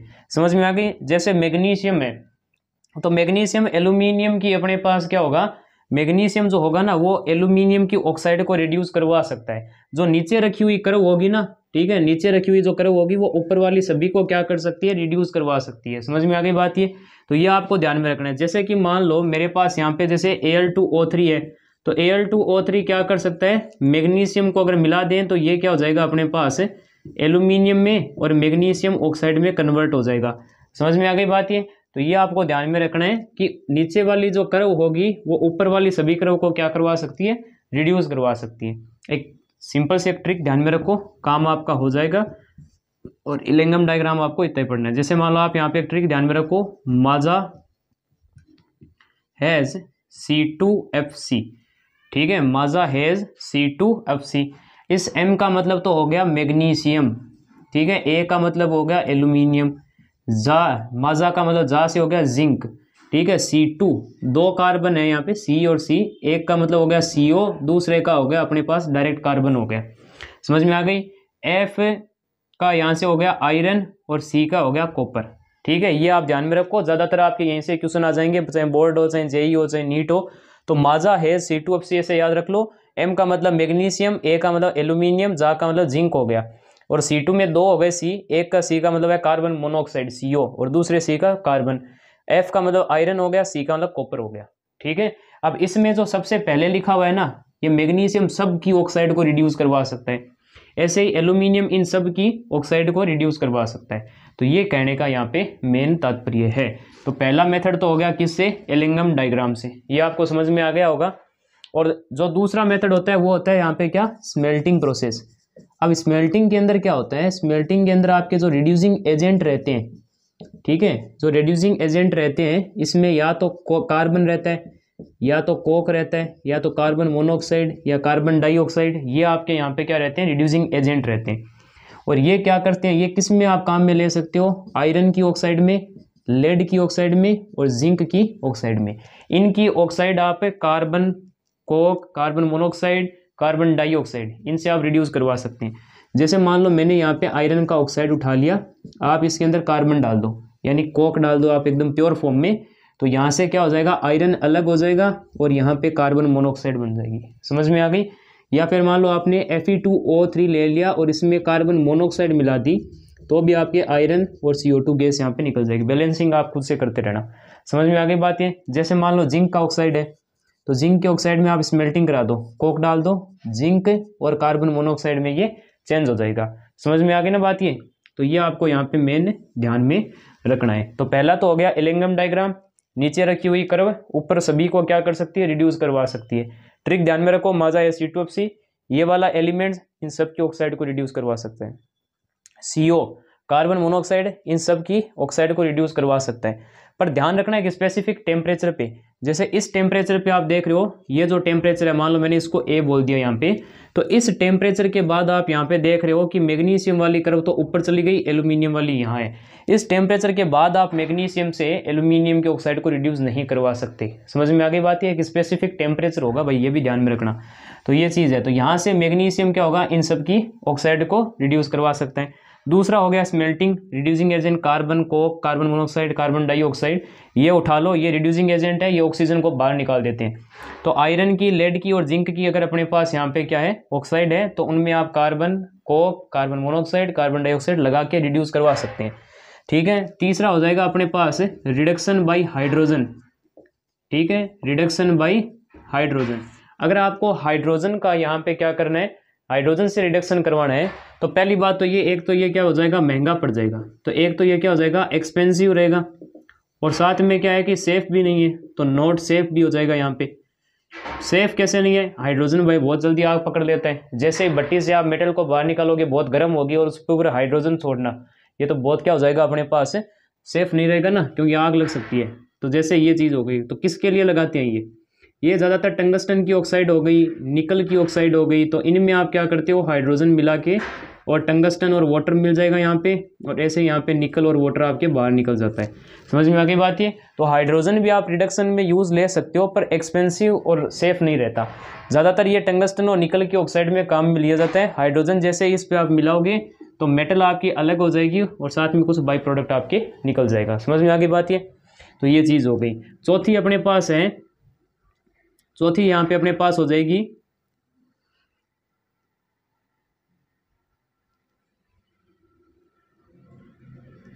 Metal as reducing agent. ठीक है, मेटल को यहाँ पे रिड्यूसिंग एजेंट के जैसे आप काम में ले सकते हैं। जैसे कि मान लो मेरे पास टाइटेनियम क्लोराइड है, ठीक है, तो टाइटेनियम क्लोराइड में आप क्या कर दो, यहाँ पे मैग्नीशियम मिला दो, तो यहाँ से क्या हो जाता है अपने पास टाइटेनियम अलग हो जाता है और मैग्नीशियम क्लोराइड बन जाता है। समझ में आ गई। ये प्रोसेस होती है, इसका नाम भी है क्रोल्स प्रोसेस बोलते हैं इसको। तो metal as a reducing agent काम में आप ले सकते हो। जैसे कि एक आपके पास होती है एल्यूमिनोथर्माइट, ठीक है, एल्यूमिनोथर्माइट प्रोसेस। तो एल्यूमिनो जो थर्माइट प्रोसेस होती है, इसके अंदर क्या होता है, इसके अंदर क्या होता है, रिड्यूसिंग एजेंट कौन होता है अपने पास, एल्यूमिनियम होता है। रिड्यूसिंग एजेंट कौन होगा, एल्यूमिनियम होगा। और साथ में क्या होगा, गलाने के लिए एक इग्निशियन मिक्सचर भी ले लेंगे। और इग्निशियन मिक्सचर होता है ना, वो किसका बनता है, वो बनता है अपने पास बेरियम ऑक्साइड और मैग्नीशियम से। तो बेरियम ऑक्साइड और मैग्नीशियम के मिक्सचर को अपन इग्निशियन मिक्सचर बोलते हैं, ठीक है। और रिड्यूसिंग एजेंट कौन हो जाएगा यहाँ पे, एल्यूमिनियम हो जाएगा। अब जैसे कि मान लो आपने आयरन का ऑक्साइड उठा लिया Fe2O3, तो आयरन का ऑक्साइड उठाया Fe2O3 और इसके अंदर आप क्या डाल दो, यहाँ पे एल्यूमिनियम डाल दो, तो क्या हो जाएगा यहाँ पे आयरन अलग हो जाएगा और इस जगह पे क्या बन जाएगा, एल्यूमिनियम ऑक्साइड बन जाएगा। समझ में आ गई बात ये। तो ये आपको यहाँ पे ध्यान में रखना है। ये होती है वेल्डिंग प्रोसेस बोलते हैं इसको अपने क्या बोला जाता है, वेल्डिंग प्रोसेस बोला जाता है। तो इस एल्यूमिनो थर्माइट प्रोसेस में क्या होता है, अपने पास वेल्डिंग प्रोसेस करवाई जाती है। जैसे रेल की पटरियाँ होती है, रेल की पटरियों में क्या होता है, या तो कहीं जंग लग जाता है, या तो क्या होता है कई बार थोड़ी सी टूट जाती है, तो अपन क्या करते हैं, थर्माइट प्रोसेस लगा देते हैं। इसमें होता क्या है, अपने पास एल्यूमिनियम है, वो एज ए रिड्यूसिंग एजेंट होता है और साथ में इग्निशियन मिक्सर होता है जो कि एल्यूमिनियम को पिघलाने का काम करेगा, ठीक है। इसमें क्या होता है, जैसे आयरन की ऑक्साइड है, जैसे जंग होती है, अब जंग होती है क्या है भाई, आयरन की ऑक्साइड ही तो होती है, ठीक है। तो रस्ट में क्या होगा, एल्यूमिनियम मिल जाएगा और आयरन को बाहर निकाल देगा, और वो आयरन क्या हो जाएगा, मोल्टन स्टेट के अंदर उससे पूरे के पूरे, जैसे मान लो जहाँ से वो कोरोइड हुआ है, ठीक है, जहाँ से कोरोजन हुआ है, उस कोरोजन में जाके क्या हो जाएगा, वो फंस जाएगा, ठीक है। तो आयरन वापस चिप गया ना वहाँ पे, और एल्यूमिनियम का ऑक्साइड ऊपर आ जाएगा। समझ में आ गई। तो ये चीज़ है। तो ऐसे वेल्डिंग प्रोसेस आपके काम में लिया जाता है। एक आपके होता है सेल्फ रिडक्शन बोलते हैं, सेल्फ या फिर ऑटो रिडक्शन, ठीक है। सेल्फ या ऑटो रिडक्शन क्या होता है, देखो इसमें कोई रिड्यूसिंग एजेंट मिलाने की जरूरत नहीं होती, इसमें कोई भी रिड्यूसिंग एजेंट मिलाने की जरूरत नहीं होती। जैसे कि मान लो मैंने यहाँ पे क्या किया, मरकरी ले ली, मरकरी का सल्फाइड है, तो पहले इसको ऑक्साइड में कन्वर्ट करोगे, सल्फाइड हो रहा है तो ऑक्सीजन मिलाओगे, बाद में गर्म करोगे तो क्या बनेगा, मरकरी की ऑक्साइड बन जाएगी, और यहाँ पे क्या हो जाएगा, अपने पास SO2 गैस बाहर निकलेगी। पहले तो आपने यहाँ पे रोस्टिंग करवा दी, अब यहाँ पे क्या करो, HgO जो है ये मेटल का ऑक्साइड है, और यहाँ से क्या आ जाएगा HgS, और यही रिड्यूसिंग एजेंट बन जाएगा, और यहाँ पे मरकरी को क्या कर देगा, ये अलग कर देगा। समझ में आ गई भाई बात। ये यहाँ पे क्या हो गया, मरकरी को अपन ने क्या कर दिया, अलग कर दिया, और SO2 गैस बाहर निकल जाएगी। समझ में आ गई। तो इसमें कोई एडिशनल अपन को रिड्यूसिंग एजेंट डालने की जरूरत नहीं होती। सल्फर डाइऑक्साइड, ये अपने पास मरकरी की सल्फाइड थी, इसमें ऑक्सीजन मिला के पहले अपने रोस्टिंग करवा दी, और यहाँ पे क्या हो जाएगा, मरकरी का ऑक्साइड होगा, और यहाँ पे सल्फर डाइऑक्साइड बाहर निकल जाएगी। अब इसी मरकरी ऑक्साइड को रिड्यूस करने के लिए ये HgS आ जाएगा, और यहाँ पे 2Hg और SO2 गैस यहाँ पे बाहर निकलेगी, ठीक है। जैसे कि मान लो मैंने कॉपर का ऑक्साइड ले लिया, Cu2S, कॉपर का एक सल्फाइड है, इसमें आप क्या करोगे, ऑक्सीजन मिलाओगे और गर्म करोगे तो कॉपर का ऑक्साइड बन गया, ठीक है। अब इसी कॉपर के ऑक्साइड को रिड्यूस कराने के लिए क्या आ जाएगा, अपने पास कॉपर का सल्फाइड आ जाएगा, और यहाँ से क्या हो जाएगा, 4 कॉपर और SO2 गैस बाहर निकल जाएगी। तो यानी कि एडिशनली कोई भी रिड्यूसिंग एजेंट न मिलाने के लिए अगर खुद ही अपचेन हो जाए, खुद से रिड्यूस हो जाए, तो उसको अपन बोलते हैं ऑटो या सेल्फ रिडक्शन बोलते हैं। बड़ा इंपॉर्टेंट है, कॉपर की और आयरन की मेटलर्जी में ये काम आएगा, ऑटो रिडक्शन। समझ में आ गई बात ये।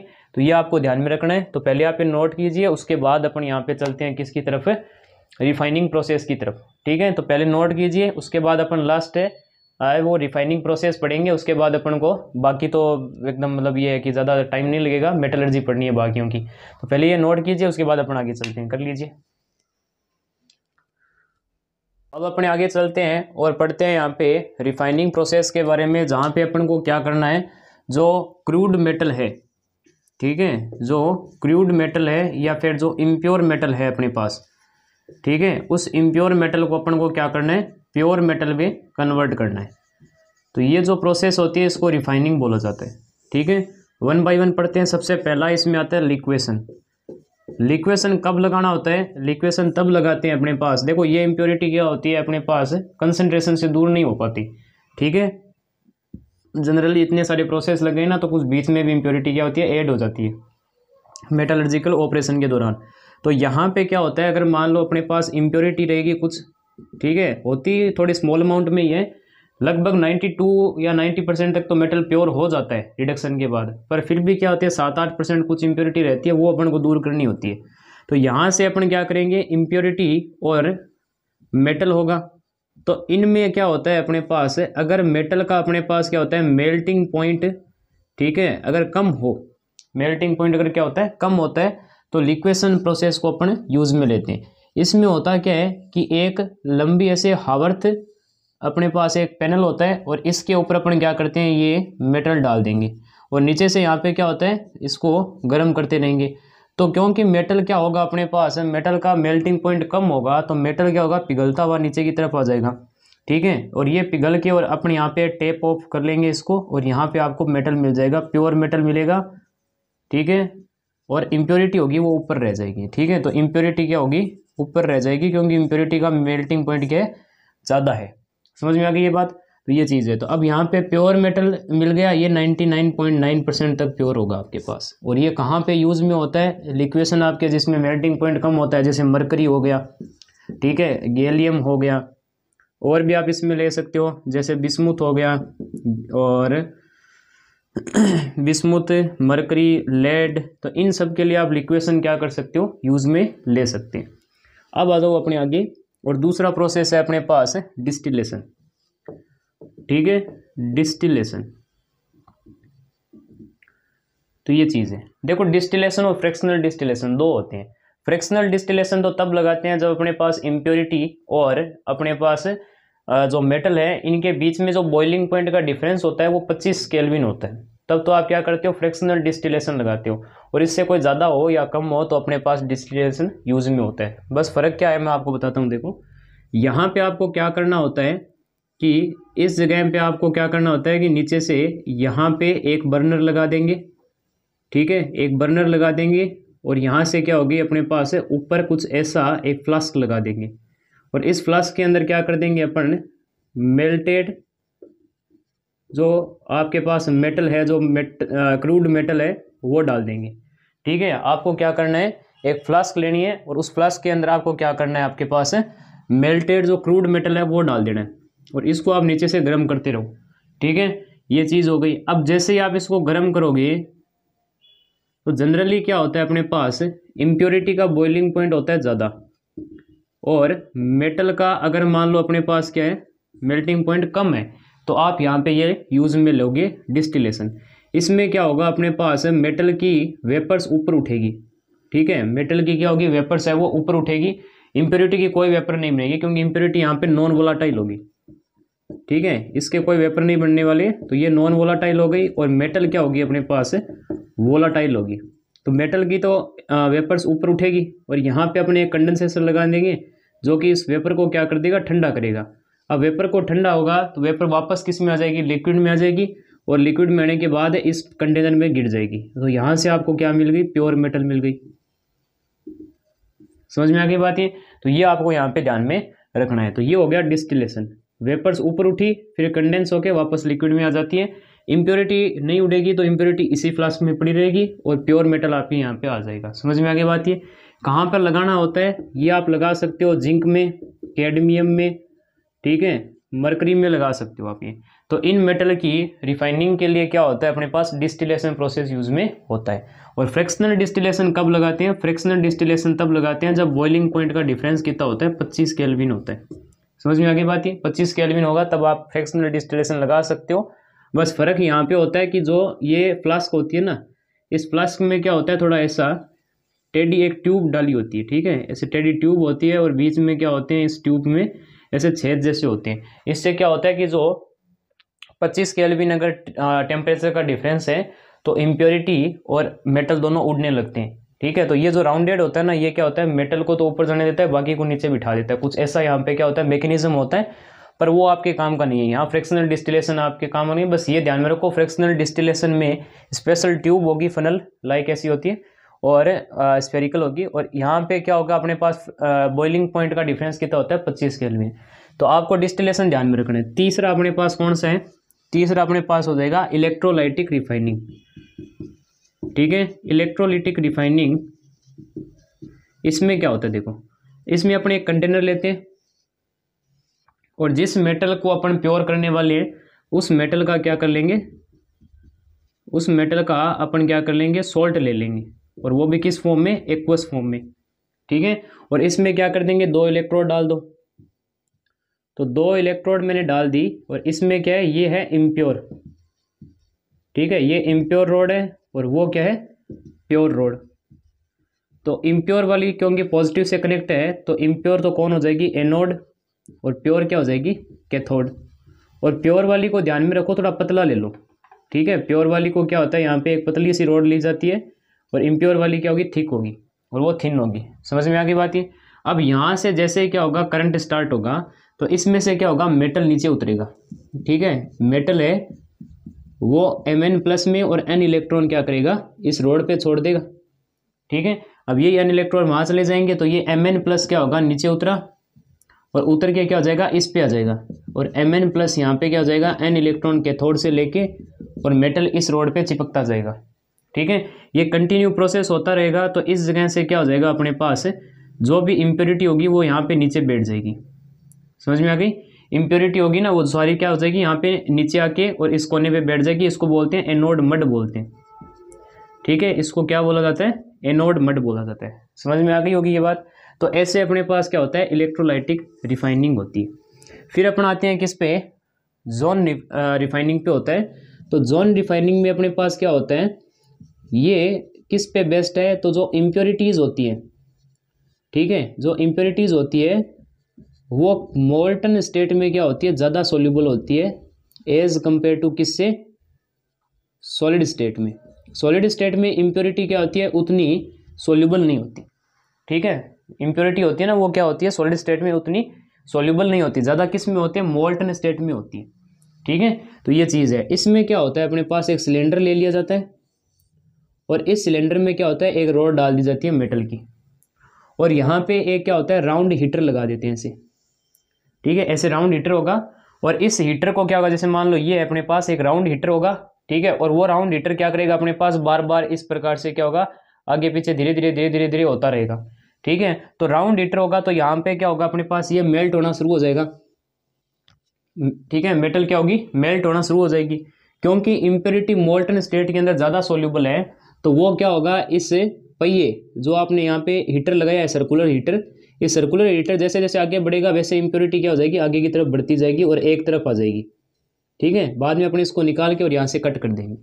तो ये अपने पास क्या होता है, जोन रिफाइनिंग होती है। समझ में आ गई? इसको अपन जोन रिफाइनिंग बोलते हैं। इम्प्योरिटी एक तरफ आ जाएगी, फिर कट कर लो, इम्प्योरिटी अलग हो जाएगी और यहाँ पे अपने पास क्या हो जाएगा, मेटल अलग हो जाएगी। और किस सिद्धांत पर बेस्ड है ये, इस सिद्धांत पे है कि इम्प्योरिटीज मोल्टन स्टेट में ज़्यादा सोल्यूबल होती है as compare to solid state. तो कोई चीज़ सोल्यूबल है तो वो इनसोल्यूबल की तरफ थोड़ी भागेगी। तो जहाँ पर क्या होगा, मेटल है, जैसे मान लो ये सर्कल आगे जा रहा था तो पीछे क्या हो जाएगा, मेटल वापस सॉलिड स्टेट के अंदर आना चाहेगा, ठीक है। और इम्प्योरिटी नहीं चाहती कि वो क्या हो, सॉलिड स्टेट में आई, क्योंकि वो ज़्यादा सोल्यूबल क्या है, मोल्टन स्टेट में। तो जैसे जैसे मेटल पिघलेगा तो उसके साथ साथ साथ साथ इम्प्योरिटी क्या हो जाएगी, आगे बढ़ती जाएगी, और बाद में इम्प्योरिटी को कट करके अलग कर लेंगे और मेटल को अलग कर लेंगे। तो ये होती है जोन रिफाइनिंग में। और ये किसके लिए होती है अपने पास यूज में, तो एकदम हाईली प्योर्ड सेमीकंडक्टर को रिफाइन करने के लिए अपन इसका यूज़ करते हैं। अब सेमीकंडक्टर कौन से होते हैं, जर्मेनियम हो गया, ठीक है, और इंडियम हो गया, ये चीज़ है। और आप यहाँ पे क्या ले सकते हो, ठीक है, जर्मेनियम, इंडियम, बोरोन, सिलिकॉन, तो इन सब को क्या है कि हाईली प्योर बनाने के लिए जोन रिफाइनिंग का प्रयोग करते हैं। नेक्स्ट अपने पास कौन सी है, नेक्स्ट है वेपर फेज रिफाइनिंग। ठीक है, वेपर फेज रिफाइनिंग। तो वेपर फेज रिफाइनिंग कब लगाई जाती है? वेपर फेज रिफाइनिंग में जैसे सबसे पहले आपके है मोल्ड प्रोसेस है। ठीक है, अभी आपको पता चल जाएगा इसका नाम वेपर फेज क्यों है। मोल्ड प्रोसेस, मोल्ड प्रोसेस में क्या होता है कि इसमें निकल को प्योरीफाई करने के लिए अपन क्या करते हैं, मोल्ड प्रोसेस का यूज़ करते हैं। समझ में आ गई बात है। इसमें क्या होगा, जैसे 2 टैंक ले लिए अपन ने, ठीक है, यहाँ क्या कर लिए, 2 टैंक ले लिए और इन टैंक को क्या है नीचे से हीट किया जाता है। समझ में आ गई बात है। जैसे पहले कंटेनर में क्या खेल चलेगा मैं बताता हूँ। पहले के अंदर क्या होगा कि जो निकल होगा, मान लो इसके अंदर मैंने क्या है, इम्प्योर निकल भर के रखा है। ठीक है, इसके अंदर क्या है, मैंने इम्प्योर निकल भर के रखा है और ऊपर से अपन क्या करेंगे, CO, ठीक है, जो कार्बन मोनोऑक्साइड है, जो कार्बोनिल है, उसको अंदर भेजेंगे और यहाँ से गर्म हो रहा है तो निकल क्या करेगा, 4 कार्बोनिल के साथ मिलके निकल टेट्रा कार्बोनिल बना लेगा। ठीक है, क्या बनेगा, निकल टेट्रा कार्बोनिल। और निकल टेट्रा कार्बोनिल क्या होता है, वोलाटाइल होता है, यानी ये उड़ जाएगा। ठीक है, तो ये उड़ के क्या होगा, इस सेकेंड कंटेनर में आ जाएगा। ठीक है, सेकेंड कंटेनर के अंदर आ जाएगा। जैसे ही सेकेंड कंटेनर एकदम किस में होगा, फुल फिल हो जाएगा, मतलब पूरा भर जाएगा ये, तो अपन क्या करेंगे, इसको यहाँ से करेंगे बंद और इसको बहुत ज़्यादा क्या करेंगे, हीट कर देंगे। बहुत ज़्यादा हीट करने से क्या हो जाएगा, अपने पास निकल कार्बोनिल टेट्रा कार्बोनिल को जब आप ज़्यादा गर्म करोगे तो यहाँ से निकल अलग हो जाएगा और 4 कार्बोनिल अलग हो जाएगी, तो प्योर निकल यहाँ पे बैठता रहेगा। ठीक है, ये यहाँ पे क्या आ गया, प्योर निकल आ गया। और बाद में एक दूसरा कोई पाइप लेके और अपन ये क्या है कि सारी कार्बोनिल जो थी वो वापस यहाँ पे ट्रांसफ़र करते रहेंगे। ठीक है, तो इसमें क्या होता है, अपने पास वेपर फेज में रिफाइनिंग होती है। ठीक है, तो ये चीज़ आपको ध्यान में रखनी है। इम्प्योरिटी तो यहाँ जाएगी क्योंकि इम्प्योरिटी तो वोलाटाइल होती नहीं है। तो निकल क्या करेगा, 4 कार्बोनिल के साथ जुड़ के इस कंटेनर में आ जाएगा, कंटेनर किया बंद और इसको हीट कर दो तो निकल वापस बाहर आ जाएगा और यहाँ से फिर क्या हो जाएगा, कार्बोनिल को वापस यहाँ पे भेज दिया जाएगा। तो ये क्या होती है, अपने पास वेपर फेज रिफाइनिंग होती है। ऐसे ही सेम ही अपने पास है वेन आर्कल प्रोसेस। ठीक है, वेन आर्कल प्रोसेस, वेन आर्कल प्रोसेस होती है वो टाइटेनियम और जिरकोनियम के अपने पास रिफाइनिंग में यूज़ होती है। दरअसल होता क्या है कि टाइटेनियम को अपन आयोडीन के साथ क्या करते हैं, गर्म करके और इसका कॉम्प्लेक्स बना लेते हैं टाइटेनियम टेट्रा आयोडाइड। ठीक है, और जब टाइटेनियम टेट्रा आयोडाइड को गर्म करोगे तो वापस क्या हो जाएगा, टाइटेनियम और आयोडीन गैस वापस बाहर आ जाएगी। सेम वैसे ही करना है। ठीक है, इम्प्योर को यहाँ पे रखो, ये क्या हो जाएगा, टाइटेनियम आयोडाइड वोलाटाइल होगा, सेकेंड कंटेनर में आ जाएगा, हीट कर देना और ये निकल जाएगा। समझ में आ गई। और जिरकोनियम में भी ऐसे ही हो जाएगा, जिरकोनियम में भी आयोडीन मिला दो तो यहाँ हो जाएगा जिरकोनियम टेट्रा आयोडाइड, ये वोलाटाइल होगा, दूसरे कंटेनर में चला जाएगा, इसको गर्म कर दो और क्या हो जाएगा, जिरकोनियम अलग आयोडीन अलग। ऐसे करना है। ठीक है, पोलिंग, पोलिंग जो प्रोसेस होती है ना, वो क्या होती है, किसी भी मेटल के ऑक्साइड को प्योर करने के लिए होती है। जनरली इस मेथड का यूज़ कब किया जाता है, जब अपने पास क्या होता है, जैसे मान लो मेरे पास एक कॉपर है। ठीक है, एक कॉपर की रोड है मेरे पास एकदम, और उस कॉपर की रोड में इम्प्योरिटी किसकी है, कॉपर ऑक्साइड की है। ये तो कॉपर की रोड है और कॉपर रोड के अंदर इम्प्योरिटी किसकी है, कॉपर ऑक्साइड की। तो ऐसी इम्प्योरिटी को हटाने के लिए पोलिंग प्रोसेस का यूज़ करते हैं। जनरली होता क्या है पोलिंग प्रोसेस में कि अपन इस जो ये कॉपर की रोड थी इसको एकदम पिघला के एक कंटेनर में डाल देंगे। ठीक है, और कंटेनर में डालने के बाद क्या करेंगे, एक ग्रीन वुड लगा देंगे। ठीक है, जो कि बम्बू जो पाइप होते हैं ना बेम्बू के, वो हो गए। और इसको क्या करेंगे अपन, स्पार्कल से कनेक्ट करके, और यहाँ पे चिंगारियाँ हैं वो लगातार प्रोड्यूस करते जाएंगे।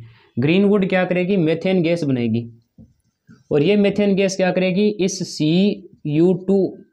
Cu2O यानी कॉपर ऑक्साइड के साथ कंबाइन होगी और क्या बना लेगी, यहाँ पे ये 2 कॉपर में H2O में और CO2 में क्या हो जाएगी, कन्वर्ट हो जाती है। समझ में आ गई बात ये।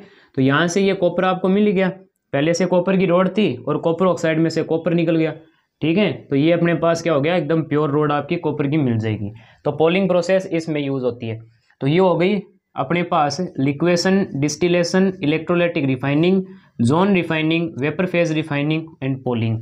ठीक है, तो ये अपने सारे हो गए, रिफाइनिंग प्रोसेस हो गए और अब अपन स्टार्ट करेंगे 1 बाय 1 एक एक की मेटलर्जी। देखो मैं आपको बताऊं तो जिंक की तो आप यहीं कर लो, ठीक है, मेरा मानो तो आप जिंक की क्या है इसी जगह पे आप क्या कर सकते हो, मेटलर्जी कर सकते हो।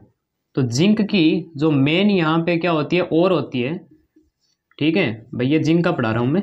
तो जिंक होती है ना, जिंक का मेन जो ओर होता है वो जिंक सल्फाइड होता है, यानी जिंक ब्लेड होता है, ठीक है। अब जिंक ब्लेंडिंग को क्या करेंगे, अपने पास इसके क्या होंगे, ओर होंगे बहुत बड़ी बड़ी। तो सबसे पहला तो अपन क्या कर देंगे, इसका क्रशिंग एंड ग्राइंडिंग कर देंगे। तो crushing and grinding of ore, ये पहला स्टेप हो गया। दूसरा, अब जिंक सल्फाइड है, सल्फाइड ओर के लिए कंसंट्रेशन कौन सी लोगे भाई, 5 प्रोसेस बताए थे। सबसे पहला क्रशिंग एंड ग्राइंडिंग, दूसरा कंसंट्रेशन ऑफ ओर या एनरिचमेंट ऑफ ओर या बेनिफिकेशन ऑफ ओर या ओर ड्रेसिंग, ठीक है। तो जिंक सल्फाइड के लिए कौन सा होगा, सल्फाइड जो ओर होती है उसके लिए कौन सा अपने पास यूज में होता है, कौन सा कंसंट्रेशन यूज में होता है, फ्रोथ फ्लोटेशन। तो यहाँ पे अपन क्या लगा देंगे, बाद में फ्रोथ फ्लोटेशन लगा देंगे। फ्रोथ फ्लोटेशन के बाद क्या होता है अपने पास, जिंक सल्फाइड को कन्वर्ट करना है ऑक्साइड में। अब सल्फाइड की ओर है तो रोस्टिंग लगाओगे, तो ऑक्सीजन की प्रेजेंस में क्या कर दो, इसको हीट कर दो, तो क्या हो जाएगा, जिंक ऑक्साइड और SO2 गैस में कन्वर्ट हो जाएगी। अब आप क्या करोगे, जिंक ऑक्साइड को रिड्यूस कराना है, तो रिड्यूस कराने के लिए क्या लगा दो, यहाँ पे कोक लगा सकते हो, कार्बन लगा दो, कार्बन मोनोऑक्साइड लगा दो, स्मेल्टिंग प्रोसेस आपको बताई थी। तो जिंक ऑक्साइड में मैंने कोक लगा दिया, तो ये जिंक और कार्बन मोनोऑक्साइड में कन्वर्ट हो जाएगा, ये हो गई। फिफ्थ क्या हो जाएगा, रिफाइनिंग। और रिफाइनिंग अभी अपन ने पढ़ी है, ये रही डिस्टिलेशन। डिस्टिलेशन में देखो जिंक का एग्जांपल दिया गया है, तो यहाँ क्या लगा दोगे, डिस्टिलेशन हो गया। तो ऐसे अपन को क्या करनी है, मेटलर्जी करानी है, ठीक है। तो यहाँ पे जिंक सल्फाइड इसकी मेन हो रहा है, जिंक ब्लेंडिंग। पहला क्रशिंग हो गया, फिर फ्रोथ फ्लोटेशन, फिर रोस्टिंग करा दी, फिर स्मेल्टिंग करा दी और उसके बाद डिस्टिलेशन करा दिया। समझ में आ गई बात ये। तो ये हो गई अपने पास जिंक की मेटलर्जी। अब 3 और बची है, आयरन की, कॉपर की और एल्यूमिनियम की, और उसके बाद ये लेक्चर फिनिश होगा। स्टार्ट करते हैं अपने नेक्स्ट अगली मेटलर्जी। तो पहले आप ये देख लीजिए, नोट कर लीजिए इसको। तो अब अपने आगे चलते हैं और पढ़ते हैं एक्सट्रैक्शन ऑफ आयरन की तरफ। देखो आपको शुरुआत में मैंने बताया था कि आयरन की अपने पास 4 मिनरल है, मैग्नेटाइट, हेमेटाइट, सिडराइट और लिमोटाइट, ठीक है। तो ये लिमोनाइट वगैरह ये सारी इसकी ओर है। और यहाँ पे अगर बात करूँ तो इसकी जो मेन ओर होती है, ठीक है भाई, ये तो सारे मिनरल हो गए, पर मेन ओर कौन सी है, हेमेटाइट है। तो ध्यान में रखना, हेमेटाइट Fe2O3 ये अपने पास क्या होती है, मेन ओर होती है, ठीक है। हालांकि धरती पे ज़्यादा क्या है, मैग्नेटाइट है, पर अपन इसका मेन ओर किसको ले रखा है, हेमेटाइट है, क्योंकि इसमें से आयरन निकालना अपने लिए क्या होता है, चिपेस्ट होता है, बस इसी कारण है, और कोई कारण नहीं है, ठीक है। फिर अगर मैं यहाँ पे बात करूँ तो स्टेप नंबर फर्स्ट कौन सा होगा, crushing and grinding of ore, ठीक है। तो crushing and grinding of hematite ore, ठीक है, हेमेटाइट और बोल सकते हो आप, ऑफ किसकी, आयरन। तो पहले आप क्या कर दो, क्रशिंग एंड ग्राइंडिंग कर दो। दूसरा क्या होगा स्टेप अपने पास, कंसंट्रेशन का या बेनिफिकेशन का या ओर ड्रेसिंग या एनरिचमेंट, जो भी हो। तो यहाँ पे ये चीज़ है। तो स्टेप नंबर 2 कंसंट्रेशन लगाना है। तो कंसंट्रेशन के लिए यहाँ पे यूज में होता है ग्रेविटी सेपरेशन, ठीक है। जो ग्रेविटी सेपरेशन होता है ना, या फिर हाइड्रोलिक जो वॉशिंग होती है, उसका अपन यहाँ पे प्रयोग करते हैं इम्प्योरिटी को दूर करने के लिए। समझ में आ गई बात ये। और स्टेप नंबर 3 क्या होगा अपने पास, स्टेप नंबर 3 होगा कन्वर्जन ऑफ आयरन ऑक्साइड, ठीक है भाई। और से अपन को क्या करना है, कन्वर्जन ऑफ और इनटू क्या करोगे यहाँ पे, आयरन ऑक्साइड, आयरन ऑक्साइड में बदलना है। तो आप यहाँ पे देखो, तो अपन ने हेमेटाइट को मेन और माना है, और मेन और अपने पास ऑलरेडी पहले से ही अपने ऑक्साइड में है, तो अपन को यहाँ पे ना रोस्टिंग लगानी है ना कैल्सिनेशन लगाना है। अगर FeCO3 होता, सिडराइट होता, तो ये तो कार्बोनेट है, तो इसको तो क्या करते अपन, डायरेक्ट गर्म करते बिना ऑक्सीजन की सप्लाई के। तो ये अपने पास क्या होता है, यहाँ पे FeO और CO2 में कन्वर्ट होता, पर यहाँ पे FeO को बाद में फिर और ऑक्सीडाइज करके क्या करते हैं अपने Fe2O3 में कन्वर्ट किया जाता है, ठीक है। तो ये चीज़ है। तो अगर अपने पास सिडराइट होता, तो सिडराइट के केस में तो कैल्सिनेशन लगाना पड़ता, पर अपनी मेन और तो हेमेटाइट है, जो कि ऑलरेडी पहले से अपने ऑक्साइड में है, तो कोई ज़रूरत नहीं है यहाँ पे, ठीक है। फिर आते हैं अपने पास स्टेप नंबर 4 में, जो कि क्या हो जाएगा, रिडक्शन हो जाएगा। और रिडक्शन भी किसका होगा, रिडक्शन ऑफ आयरन ऑक्साइड। अब आयरन ऑक्साइड में से आयरन को अलग करना है, और मैंने पहले ही बता रखा है कि आयरन है वो किससे हो सकता है, कोक से। कार्बन से क्या हो सकता है, रिड्यूस हो सकता है, मैंने पहले ही बता दिया था स्मेल्टिंग में। आयरन की ऑक्साइड, लेड की ऑक्साइड और जिंक की ऑक्साइड, ये आप क्या कर सकते हो, स्मेल्टिंग से आप रिड्यूस करके और मेटल निकाल सकते हो, कोई दिक्कत नहीं है। तो अपन को अब क्या करना है, रिडक्शन करवानी है। और रिडक्शन किस भट्टी में होती है, तो ये आपको ध्यान में रखना है, ब्लास्ट फर्नेस में होती है। ठीक है, ब्लास्ट फर्नेस के अंदर आपके पास यहाँ पे क्या देखने को मिलेगा, रिडक्शन देखने को मिलेगा। ठीक है, तो ब्लास्ट फर्नेस पढ़ाते हैं तो पहले आपको पता होना चाहिए, क्रशिंग ग्राइंडिंग कर दी, दूसरा कंसंट्रेशन के लिए ग्रेविटी सेपरेशन लगा दिया, और स्टेप नंबर 3 के अंदर कन्वर्जन करना था तो पहले से ये ऑलरेडी है, पर सिडराइट होता तो कैल्सिनेशन लगाते। और ऑक्साइड है वो कार्बन, इसकी जो आयरन की ऑक्साइड है वो कार्बन से रिड्यूस हो सकती है और ब्लास्ट फर्नेस के अंदर होगी, जो कि कुछ ऐसी दिखती है। ठीक है, ब्लास्ट फर्नेस होगी, ये अब आपको ध्यान में रखना है। देखो होता क्या है, यहाँ पे अपने पास है एक तो Fe2O3 कोक एंड लाइमस्टोन। ठीक है, इन चीज़ों को लेंगे। लाइमस्टोन होता है कैल्शियम कार्बोनेट, तो इनका जो रेशियो लेना है वो अपन को लेना है 8:4:1, यानी 8 पार्ट तो किसके होने चाहिए, आयरन के ऑक्साइड के, 4 पार्ट होने चाहिए कोक के, 1 पार्ट होना चाहिए लाइमस्टोन का। ठीक है, तो ये सारा का सारा अपन मिक्स करके और इस कन्वेयर बेल्ट से इस भट्टी के अंदर घेर देंगे। समझ में आ गई बात। ये एक बार ये क्या, देखो ये जैसे ये ज़मीन है अपने पास यहाँ पे, ठीक है, ये अपने पास ज़मीन है, नीचे अंडरग्राउंड में आपके पास क्या होगा, ऐसा कुछ लगा होगा, पहले ये बंद होता है, तो ये चीज़ें क्या होती है, सारी की सारी इसके अंदर डाल दी जाती है। समझ में आ गई बात। ये अब इसमें 3 जोन है वो अलग अलग सेपरेट हो जाते हैं। ठीक है, अलग अलग 3 जोन है यहाँ पे, तो इन जोन के अंदर अपने पास क्या होगा, पहले जोन ऑफ कंबसन आता है, तो उसके अंदर क्या होता है, जो ये कोक होती है ना भाई, यहाँ से हॉट एयर अंदर भेजी जाती है, यहाँ कोई आग वगैरह नहीं लगाई जाती। ठीक है, या फिर फायर का यूज़ नहीं होता, गर्म करने के लिए यहाँ हॉट एयर है वो अंदर भेजी जाती है, गर्म हवा। ठीक है, अब यहाँ पे क्या होता है, टेम्परेचर ज़्यादा होने की वजह से कार्बन होती है ना वो किस में कन्वर्ट हो जाती है, CO2 के, CO2 में कन्वर्ट हो जाएगी। और बाद में क्या होता है, दूसरे के अंदर अपने पास क्या होता है, यहाँ पे कार्बन है वो थोड़ा बहुत ऑक्सीजन की सप्लाई कम होने की वजह से कार्बन मोनोऑक्साइड में कन्वर्ट हो जाती है, और कार्बन मोनोऑक्साइड यहाँ पे क्या बन जाएगी, रिड्यूसिंग एजेंट बन जाएगी। तो रिड्यूसिंग एजेंट हालांकि डाला तो कोक था, पर अंदर क्या होगा, ब्लास्ट फर्नेस के अंदर रिड्यूसिंग एजेंट कौन होता है, कार्बन मोनोऑक्साइड होती है। अब आप क्या करोगे, यहाँ पे Fe2O3 को लोगे, इसके अंदर कार्बन मोनोऑक्साइड मिलाओगे तो ये पहले कन्वर्ट होता है Fe2O4 के अंदर। ठीक है, और CO2 गैस बाहर निकलती है। फिर अपने पास यहाँ पे क्या होता है, Fe2O4 वापस कार्बन मोनोऑक्साइड के साथ कंबाइन होके और ये बनाता है आयरन ऑक्साइड FeO और CO2। ठीक है, फिर उसके बाद अपने पास क्या होता है, यही FeO वापस CO के साथ कंबाइन होके क्या करता है, अपने पास आयरन के अंदर और यहाँ पे CO2 के अंदर टूट जाता है। समझ में आ गई बात। ये तो ओवरऑल अगर ये रिएक्शन, तीनों रिएक्शन को साथ में मिला दो, देखो पहले Fe2O3 CO के साथ कंबाइन हुई तो Fe2O4 और CO2। ठीक है, और Fe2O4 है वो CO के साथ कंबाइन होकर FeO बनाएगा, फिर FeO है वो CO के साथ कंबाइन होकर Fe+CO2 बनाएगा।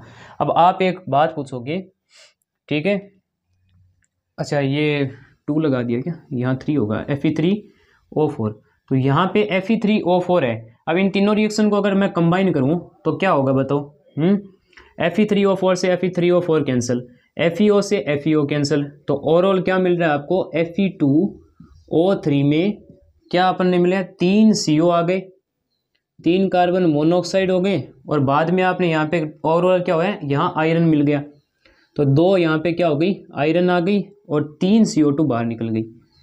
ठीक है, तो ये आपको ऐसे ध्यान में रखना है। तो ये ओवरऑल इसकी क्या है कि नेट रिएक्शन है, ये नेट रिएक्शन इस तीसरे भाग में होती है। ठीक है, Fe2O3 के साथ 3 CO मिलके यहाँ पे 2 Fe और 3 CO2 का निर्माण करते हैं। समझ में आ गई, CO2 गैस बाहर निकल जाएगी। समझ में आ गई, एक तो CO2 यहाँ बनी है, दूसरी CO2 यहाँ बनी है, और ये क्या करेगी, इसको यहाँ पे रिड्यूस करवाएगी। ये चीज़ समझ में आ गई। देखो आप एक कंफ्यूज हो रहे होगे कि यहाँ पे Fe3O4 है तो ऑलरेडी अपने पास मैग्नेटाइड में पहले से ही है, तो ये क्यों नहीं ले सकते? देखो इसको लेने का कारण होता है भाई ये खर्चा ज़्यादा लगेगा और खर्चा अपन को कम चाहिए, तो इसलिए अपन ये हेमेटाइट का यूज़ करते हैं। हो सकता है आगे कुछ और है वो प्लानिंग की जाए मेटलर्जी के ऊपर और ये अपन यूज़ में लेने शुरू कर दें, पर अभी 8% इसका यूज़ नहीं कर रहे, ठीक है। तो इसमें आप कन्फ्यूज़ मत हो। अब ये चीज़ हो गई, तो Fe2O3 यहाँ आयरन निकल गया ना। अब इसमें क्या होता है अपने पास सिलिका की SiO2 की क्या होती है, इसमें इम्प्योरिटी होती है। और इस इम्प्योरिटी को देखो ये अर्थ इम्प्योरिटी है, तो अर्थ इम्प्योरिटी गैंग या मैट्रिक्स कहलाती है और इसको दूर करने के लिए इसमें फ्लक्स डाला जाएगा। अब एसिडिक डालना है या बेसिक डालना है आप बताओ। SiO2 नॉन मेटल का ऑक्साइड है, नॉन मेटल का ऑक्साइड एसिडिक नेचर का होता है, तो इसमें क्या आएगा, बेसिक अपने पास फ्लक्स आएगा। बेसिक फ्लक्स मान लो मैंने डाल दिया कैल्शियम ऑक्साइड, एक नॉन मेटल का ऑक्साइड डाल दो, तो यहाँ से क्या बनेगा, यहाँ से बन जाएगा CaSiO3, ये हो गया स्लेग, ठीक है, ये हो गया स्लेग। और ये आयरन यहाँ पे क्या होगी, मोल्टन स्टेट के अंदर होगी, ठीक है। ये आयरन किस स्टेट के अंदर होगी, मोल्टन। गैसेस तो सारी क्या हो जाएगी, जितनी भी गैसेस हैं वो सारी की सारी क्या हो जाएगी, इससे फर्नेस से बाहर निकल जाएगी, ठीक है। CO2 या फिर कोई भी SO2 गैस वगैरह जितनी भी होगी ना, गैसें सारी बाहर निकल गई। अब जैसे रिएक्शन कंप्लीट होगी ना, तो रिएक्शन कंप्लीट होते हैं अपन क्या करेंगे, अचानक इसको खोल देंगे यहाँ से, ठीक है। तो खोलने से क्या होगा, आयरन अपने पास क्या होगा, भारी होता है, तो आयरन क्या हो जाएगा, यहाँ रहेगा, और जो स्लेग होगी वो स्लेग यहाँ रहेगी। तो दो लेयर बन जाएगी किसकी, एक तो आयरन की और एक अपने पास किसकी होगी, यहाँ पे स्लेग की। बाद में अपन क्या कर लेंगे, यहाँ आयरन को टेप ऑफ कर लेंगे और ऐसे ही अपने पास स्लेग को भी क्या कर लेंगे, यहाँ से टेप ऑफ कर लेंगे, और आयरन अलग स्लेग अलग। समझ में आ गई बात ये? तो ऐसे क्या होता है ब्लास्ट फर्नेस के अंदर, ये सिस्टम चलता है। समझ में आ गई बात ये? एक बार फिर से देख लो आप। रिड्यूसिंग एजेंट जो मेन है यहाँ पे वो तो Cu है, पर बाहर से क्या डाला जाएगा, कोक डाला जाएगा। आपको क्या करना है, Fe2O3 कोक और लाइमस्टोन का 8, 4 और 1 हिस्से ऐसे हिस्से डालने। तो ये क्या होता है, जब इतने हिस्से डाले जाते हैं ना, तब रिएक्शन क्या होती है, एकदम कंप्लीट होती है, ठीक है। रिएक्शन एकदम कंप्लीट हो जाती है। वरना फिर क्या कि कोई अगर मान लो कम ज़्यादा हो गया ना, तो फिर क्या हो जाएगा, रिएक्शन के बाद वो पड़ा रहेगा, फिर वो इम्प्योरिटी बन जाएगी, तो कोई मतलब नहीं है। तो आपने क्या किया, यहाँ पे इन सभी चीज़ों को अंदर डाल दिया, 3 जोन बन गए। पहले में ज़्यादा टेम्परेचर होने की वजह से कार्बन ऑक्सीजन के साथ कंबाइन होकर CO2 बना लेती है, फिर ऑक्सीजन की उतनी सप्लाई बीच में नहीं रहती, तो यहाँ पे कार्बन मोनोऑक्साइड बनती है, और ये कार्बन मोनोऑक्साइड Fe2O3 को रिड्यूस करवा देती है Fe के अंदर। और ये 3 रिएक्शन थी और मिला के अपने पास ये हो जाएगी। आयरन मोल्टन स्टेट के अंदर है, सिलिका ऑक्साइड की क्या होगी, अपने पास इम्प्योरिटी रहेगी, और इसको अपन कैल्शियम ऑक्साइड से कंबाइन करा के स्लेग बना लेंगे। स्लेग ऊपर रहेगा, आयरन नीचे रहेगा, दोनों को टेप ऑफ कर लेंगे। समझ में आ गई? अब यहाँ से जो आयरन निकलता है ना, उसके अंदर क्या होता है, लगभग 6% के आसपास कार्बन होता है, कार्बन की इम्प्योरिटी होती है, ठीक है। इसको बोला जाता है पिग आयरन। यहाँ से जो आयरन मिलेगा उसको क्या बोलते हैं, पिग आयरन बोलते हैं, ठीक है। पिग आयरन को अगर मैं यहाँ पे क्या करता हूँ, पिग आयरन को इसको हीट करके या फिर मेल्ट कर दें, और मेल्ट करने के बाद इसको ठंडा करते हैं, कूल करते हैं, तो अपने पास जो आयरन बनता है उसको बोलते हैं अपने पास कास्ट आयरन, ठीक है। और कास्ट आयरन को रिवर्बोरेटरी फर्नेस में, ठीक है, रिवर्बोरेटरी फर्नेस में जब गर्म किया जाता है, ठीक है, तो अपने पास क्या होता है, रोट आयरन बनता है। समझ में आ गई बात ये? तो ये चीज़ है। तो सबसे ज़्यादा इम्प्योरिटी रहती है पिग आयरन में, फिर अपने पास आती है कास्ट आयरन में, और सबसे प्योर होता है कौन, रोट आयरन। तो रोट आयरन अपने पास क्या हो गया, सबसे ज़्यादा शुद्ध हो गया। तो रोट आयरन सबसे ज़्यादा शुद्ध हो गया। फिर उसके बाद क्या होता है, कास्ट आयरन, और कास्ट आयरन के बाद क्या होता है अपने पास पिग आयरन। पिग आयरन सबसे क्या हो गया, इम्प्योर हो गया, और सबसे ज़्यादा प्योर रोट आयरन होता है। समझ में आ गई बात ये? तो प्योरिटी तो अपन ने यहीं कर ली, ठीक है, तो रिफाइनिंग प्रोसेस नहीं लगानी, ठीक है। तो रोट आयरन बन गया, रोट आयरन सबसे प्योर आयरन होगा। और फिर क्या होता है कि इसमें रोट आयरन अगर सबसे प्योर है तो जल्दी कोरोइड भी ये हो जाएगा, तो रस्टिंग वगैरह ज़्यादा लगेगी, इसलिए बाद में इसका अपन क्या करते हैं, रोट आयरन का स्टील बना लेते हैं, ठीक है। तो ये चीज़ हो गई। स्टील एक मिश्र धातु है जिसके अंदर कार्बन वगैरह मिक्स किए जाते हैं। तो ये चीज़ हो गई अपने पास है, और ये हो गया आयरन का एक्सट्रैक्शन प्रोसेस, ठीक है। अब अपन चलते हैं कॉपर की तरफ, और कॉपर का अब एक्सट्रैक्शन पढ़ेंगे। तो पहले आप ये नोट कीजिए, उसके बाद अपन आगे चलते हैं, कर लीजिए। अपने आगे चलते हैं और पढ़ते हैं एक्सट्रैक्शन ऑफ कॉपर के बारे में। देखो एक्सट्रैक्शन ऑफ कॉपर अगर करवाना है तो इसमें कॉपर की जो यहाँ पे मेन ओर होगी वो कौन सी होगी, देखो यहाँ पे इसकी मेन ओर होती है चाल्कोपाइराइट, ठीक है। चाल्कोपाइराइट लिया जाता है जिसका फॉर्मूला होता है CuFeS2, ठीक है, CuFeS2 ये इसका क्या हो जाएगा, चालकोपाइराइट का मेन ये है कि फॉर्मूला हो गया। और ये अपने पास क्या हो गई, मेन और हो गई किसकी, कॉपर की। ठीक है, अब मैं यहाँ पे बात करूँ तो स्टेप लगाने शुरू करो। सबसे पहला तो क्या हो जाएगा, क्रशिंग एंड ग्राइंडिंग हो जाएगी किसकी, चालकोपाइराइट की। दूसरा कंसंट्रेशन लगाना है, तो कंसंट्रेशन के लिए क्या होगा बताओ, चालकोपाइराइट एक सल्फाइड और है, सल्फाइड के लिए क्या होगा, फ्रोथ फ्लोटेशन होगा। तो यहाँ पे हो गया फ्रोथ फ्लोटेशन प्रोसेस। ठीक है, फिर उसके बाद तीसरा अपने पास क्या होता है, कन्वर्जन ऑफ ओर हो गया, ये conversion of ore into metal oxide. तो मेटल ऑक्साइड के अंदर फिर इसको बदलना होता है। चौथा क्या प्रोसेस हो जाएगा इसके अंदर, रिडक्शन। ठीक है, रिडक्शन ऑफ मेटल ऑक्साइड, जिससे आपको मेटल मिलेगा, क्रूड मेटल मिलेगा। अब ये दोनों क्या होते हैं, काम एक साथ होते हैं और किस में होते हैं, ये होते हैं बेसेम्बर कन्वर्टर के अंदर। ठीक है, बेसेम्बर कन्वर्टर के अंदर, और इस प्रोसेस को बोलते हैं बेसेमराइजेशन। ठीक है, तो बेसेमराइजेशन नाम की जो प्रोसेस है, ठीक है, ये किस में होती है, बेसेम्बर कन्वर्टर के अंदर होती है। अब ये होता क्या है, देखो बेसेम्बर कन्वर्टर कैसा दिखता है आपको मैं बताते हैं। देखो पहले यहाँ पे क्या होती है, दो ऐसे स्टील की डंडियाँ होती हैं। ठीक है, और एक प्लेटफॉर्म पे ये दो स्टील की ऐसे डंडियों के बीच में क्या होता है, एक पैरेलल शेप का क्या होता है, एक पात्र मान सकते हो आप यहाँ पे। ठीक है, तो पैरेलल शेप का यहाँ पे क्या हो जाएगा, एक कुछ ऐसा होता है। ठीक है, कुछ इस प्रकार का होता है अपने पास, पैरेलल शेप का यहाँ पे कंटेनर हो जाएगा।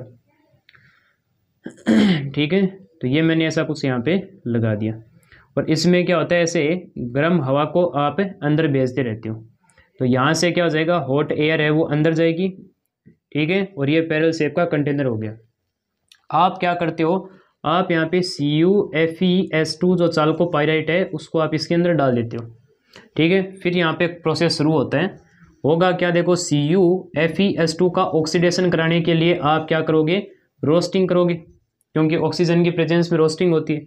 तो यहाँ से क्या होगा, यहाँ से अपने पास होगा Cu2O बनेगा, FeO बनेगा, और साथ में यहाँ पे SO2 गैस बाहर निकलेगी। समझ में आ गई भाई। यहाँ से क्या होगा, जो चालकोपाइराइट है इसमें आप क्या करोगे, ऑक्सीजन की प्रेजेंस में गर्म करोगे, क्योंकि सल्फाइड हो रहा है तो रोस्टिंग लगानी है। रोस्टिंग लगाने के बाद कॉपर का ऑक्साइड, आयरन का ऑक्साइड और सल्फर डाइऑक्साइड गैस बाहर निकलेगी। अब आपको यहाँ पे क्या करना है, देखो सल्फाइड में कन्वर्ट होंगे ना, Cu2S और FeS इसके अंदर कन्वर्ट हो गए। हाँ फाइनली वैसे रोस्टिंग के बाद फाइनल जो प्रोडक्ट होंगे वो तो वही बनेंगे, तो Cu2S और FeS बन गए। अब ये क्या होंगे, इनको सेपरेट बाद में दोबारा आप इसकी रोस्टिंग करवा दो, तो दोबारा जब रोस्टिंग कराओगे तो यहाँ पे बन जाएगा Cu2O और SO2 गैस, और वापस जब आप FeS को भी ऐसे ही क्या करोगे, O2 के प्रेजेंस में गर्म करोगे, तो ये FeO के अंदर और SO2 गैस के अंदर कन्वर्ट हो जाएगी। समझ में आ गई बात ये।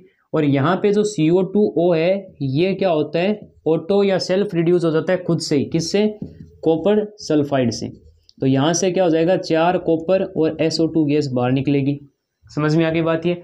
और अपन क्या करते हैं, इसके जो ये बैरल शेप का आपने कंटेनर लिया था, इसकी इनर सरफेस पे क्या होता है, सिलिका का प्लस्तर चढ़ाया होता है। ठीक है, किसका, सिलिका का, SiO2 का। क्यों होगा, क्योंकि ये FeO एज ए इम्प्योरिटी बन गई। ठीक है, अर्थी इम्प्योरिटी बन गई, गैंग बन गई। और ये कैसा गैंग है अपने पास बताओ, बेसिक है, क्योंकि मेटल का ऑक्साइड है, तो इसमें एसिडिक फ्लक्स डालोगे और वो क्या हो गया, SiO2। तो SiO2 इस FeO से मिल के क्या बना लेगा, FeSiO3, और ये बन गया स्लैग। ठीक है, तो ये काम हो गया अपने पास है। तो फाइनली क्या हो गया, स्लैग और कॉपर बन गया ना। ठीक है, स्लैग तो क्या हो जाएगा अपने पास ऊपर तैरेगा। ठीक है, स्लैग तो अपने पास क्या हो गया, ऊपर हो गया, और नीचे क्या हो जाएगा, मोल्टन कॉपर तैरता रहेगा। तो यहाँ पे क्या हो जाएगा, मोल्टन कॉपर हो जाएगा। समझ में आ गई ना बात ये। तो ये आपको ध्यान में रखना है। तो ये पूरा प्रोसेस हो गया। पहले चालकोपाइराइट का ये ऑक्सीडेशन किया, तो Cu2S कॉपर सल्फाइड और आयरन सल्फाइड, और साथ में SO2 गैस बाहर निकल गई। अब ये Cu2S और FeS को क्या करो आप फिर से इनका ऑक्सीडेशन करा दो, क्योंकि ये सल्फाइड हो रहे हैं और इनका वापस रोस्टिंग कराना पड़ेगा। रोस्टिंग कराने पे ये मिलेगा Cu2O, ये बनेगा FeO।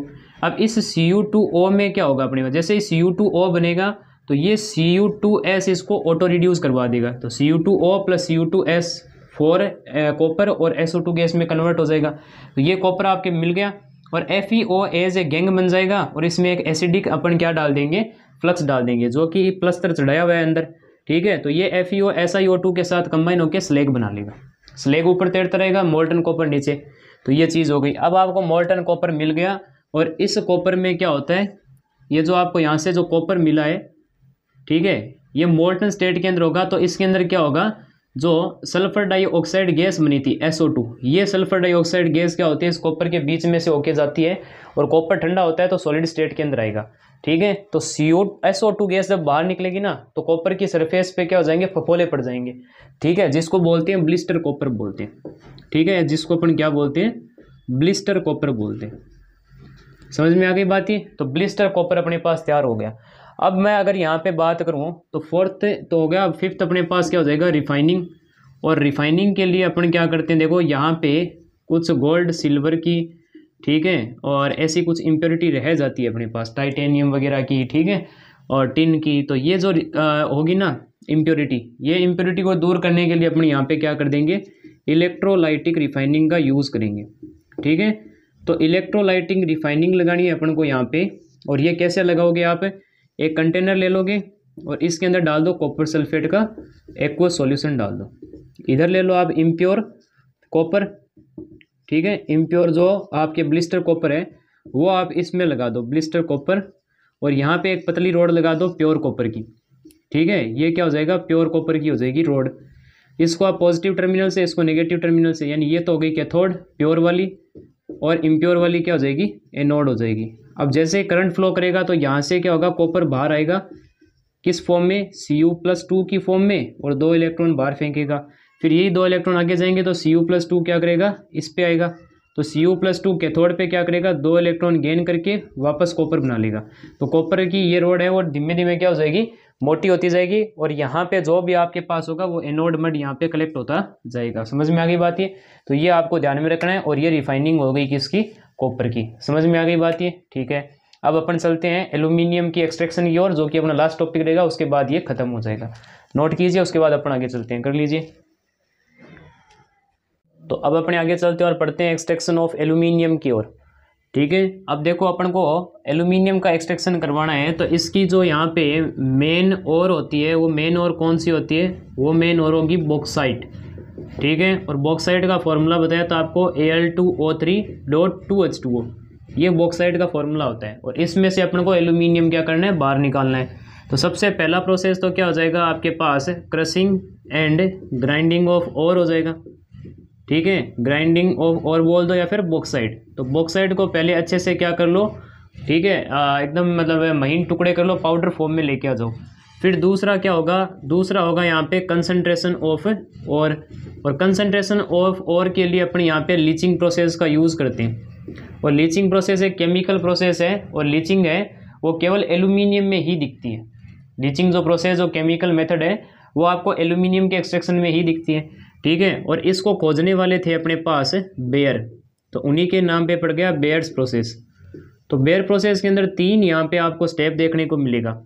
सबसे पहले तो क्या होता है, अपने Al2O3 को, ये Al2O3 डॉट जो 2H2 जो बॉक्साइड है, इसको अपन क्या करते हैं, सोडियम हाइड्रोक्साइड में क्या करते हैं, घोलते हैं। और थोड़ा सा सोल्युबिलिटी बढ़ाने के लिए क्या करते हैं, थोड़ा टेम्परेचर भी बढ़ा देते हैं।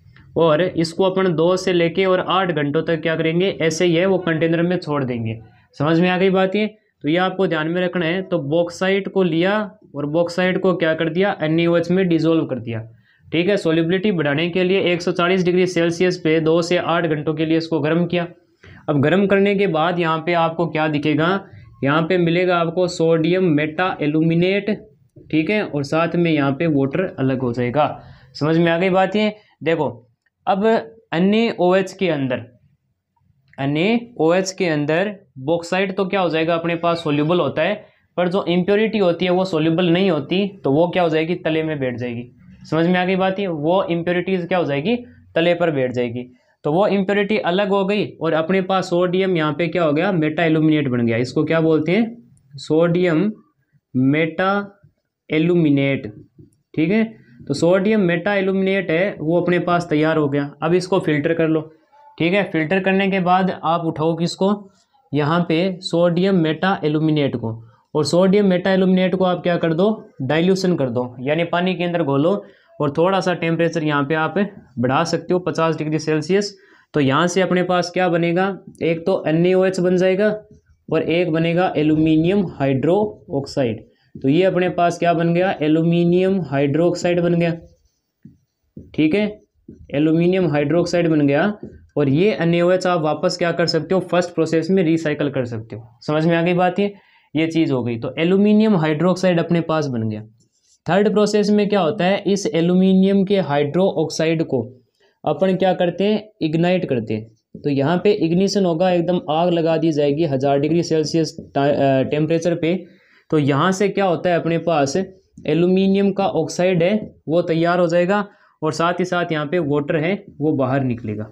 समझ में आ गई बात ये। तो ये आपको यहाँ पे ध्यान में रखना है। कहीं ना कहीं यहाँ पे क्या हो रही है आपके पास, अगर गौर से देखो तो AlOH ऑल्थराइज एल्यूमिनियम का हाइड्रोक्साइड है, और इसके लिए अपन क्या लगा सकते हैं, कैल्सिनेशन लगा सकते हैं, ठीक है। आपने देखो डायरेक्ट हीट किया बिना ऑक्सीजन के, तो यहाँ पे कैल्सिनेशन आप बोल सकते हो कि थर्ड स्टेप में कैल्सिनेशन करा दिया। तो बेयर प्रोसेस के 3 हो गए अपने पास मेन स्टेप। सबसे पहला बॉक्साइड को सोडियम हाइड्रोक्साइड में घोलो, तो ये तो घुल जाएगा, इम्प्योरिटी नहीं घुलेगी, वो तले में बैठ जाएगी और सोडियम मेटा एल्यूमिनेट बन जाएगा, ठीक है, NaAlO2। अब इस NaAlO2 को फिल्टर करके अलग कर लो। फिल्टर करके अलग करने के बाद इसको आप क्या करो, आप वाटर के अंदर घोल दो और थोड़ा बहुत टेम्परेचर बढ़ा दो, तो NaOH बनेगा और एल्यूमिनियम हाइड्रोक्साइड बनेगा। अब यहाँ से NaOH वापस फर्स्ट में आप रिसाइकल कर सकते हो, एल्यूमिनियम हाइड्रोक्साइड में आप इग्निशन कर दो तो आपके पास एल्यूमिना बन जाएगा। इसको क्या बोलते हो आप, एल्यूमिना बोलते हो, ठीक है। तो ये चीज़ हो गई, तो ये एल्यूमिना हो गया अपने पास। अब यहाँ पे अगर मैं बात करूँ, देखो अब कई कहेंगे ये आपने इसको एल्यूमिना क्यों मतलब लिखा है, ये तो आपके वो भी हो सकता था, कोरेंडम भी हो सकता था। पर बात ये है कि मैंने कहा था ना कि मिनरल वगैरह ये क्या होते हैं, नेचुरल अकरिंग होते हैं, और ये हमने सिंथेटिकली तैयार किया है, तो इसका नाम क्या है, एल्यूमिना रखा है अपन ने। तीसरा अगर मैं यहाँ पे बात करूँ तो फिर क्या हो जाएगा, कन्वर्जन हो जाएगा किस में, कन्वर्जन ऑफ ओर इनटू किस में, मेटल ऑक्साइड में। और मेरे हिसाब से इसकी जरूरत तो अब आपको नहीं पड़नी चाहिए, क्योंकि यहाँ पे ऑलरेडी अपन ने क्या करती है, ये एल्यूमिनियम का ऑक्साइड पहले से अपन ने बेयर प्रोसेस के अंदर तैयार करके रखा है। तो अब डायरेक्ट किस पे आ जाओगे, आप रिडक्शन प्रोसेस में आ जाओगे। समझ में आ गई बात ये। तो फोर्थ क्या हो जाएगा अपने पास, रिडक्शन हो जाएगा। और रिडक्शन के अंदर अपन को क्या करना होगा, मेटल ऑक्साइड को रिड्यूस करके और मेटल के अंदर कन्वर्ट करना है। अब मेन दिक्कत आती है यहीं पे, ठीक है, क्योंकि रिडक्शन देखो यहाँ पे जो एल्यूमिनियम की ऑक्साइड है वो ना तो कार्बन से, ना कार्बन मोनोऑक्साइड से, ना कोक से, ना हाइड्रोजन से, ना किसी और मेटल से आप इसको क्या कर सकते हो, रिड्यूस करवा सकते हो, ठीक है। तो अब 2 ही प्रोसेस यहाँ पे बचते हैं, या तो आप क्या करो, 2 तरीके, अब आपके पास 2 उपाय हैं, ठीक है, और किसी से अगर रिड्यूस नहीं हो रहा तो 2 उपाय बचते हैं। या तो आप इसको क्या करो, इलेक्ट्रोलाइटिंग से, इलेक्ट्रोलाइसिस जो मेथड होती है उससे रिड्यूस करवाओ, और दूसरा होता है या तो इस प्रोसेस को यहीं पे छोड़ दो, ठीक है। तो 2 ही प्रोसेस है। अब इलेक्ट्रो जो मेथड है, ठीक है, जो इलेक्ट्रोलाइसिस रिडक्शन मेथड आपके पास है, तो इस रिडक्शन मेथड में आपके 2 प्रॉब्लम आ रही है। एक तो ये है मेरे पास कि ये 2050 डिग्री सेल्सियस पे क्या होगा, मोल्टन स्टेट के अंदर आएगा, ठीक है, मोल्टन स्टेट के अंदर आएगा कौन, एल्यूमिना। अब इतना ज़्यादा अपन ने टेम्परेचर दे रखा है, और एल्यूमिनियम जैसे ही बाहर निकलेगा तो वो वेपराइज हो जाएगा, ठीक है, तो किसी काम का भी नहीं। दूसरा ये क्या होता है, बेड कंडक्टर ऑफ इलेक्ट्रिसिटी होती है, लो कर लो बात, bad conductor of electricity, electricity pass ही नहीं हो रही है तो क्या कर लोगे यहाँ पे, इलेक्ट्रोलाइसिस करवा के, इलेक्ट्रिसिटी अपने अंदर से पास ही नहीं होने देगा तो इलेक्ट्रोलाइसिस भी नहीं आप कर सकते यहाँ पे। तो 2 मेन यहाँ पे प्रॉब्लम आ गई, और इस वजह से यहाँ पे क्या होता है कि पास्ट में आप अगर देखो तो पास्ट में एल्यूमिनियम का जो प्राइस था वो सोने चांदी जितना था, ठीक है, वो सोने चांदी जितना था।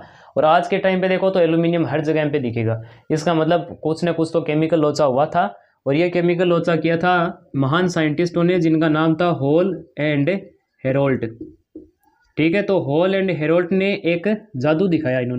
इन्होंने क्या कहा, इन्होंने कहा कि भाई साहब एक तो आप यहाँ पे क्रायोलाइट ले लो, ठीक है, क्या ले लो, क्रायोलाइट ले लो, और क्रायोलाइट आपको पता होगा क्या होता है, Na3Al(F6), ये होता है क्रायोलाइट। और एक आपको यहाँ पे डालना है फ्लोरोस्फार, और फ्लोरोस्फार जो होता है अपने पास वो क्या होता है, CaF2 होता है। तो ये दो चीज़ें डालनी है, क्रायोलाइट और फ्लोरोस्फार। क्रायोलाइट क्या करेगा अपने पास है, इसका मेल्टिंग पॉइंट घटा के कर देता है 950 डिग्री सेल्सियस। ठीक है, कहाँ 2050 था और कहाँ पे 950 डिग्री सेल्सियस इसका क्या कर दिया, मेल्टिंग पॉइंट कर दिया।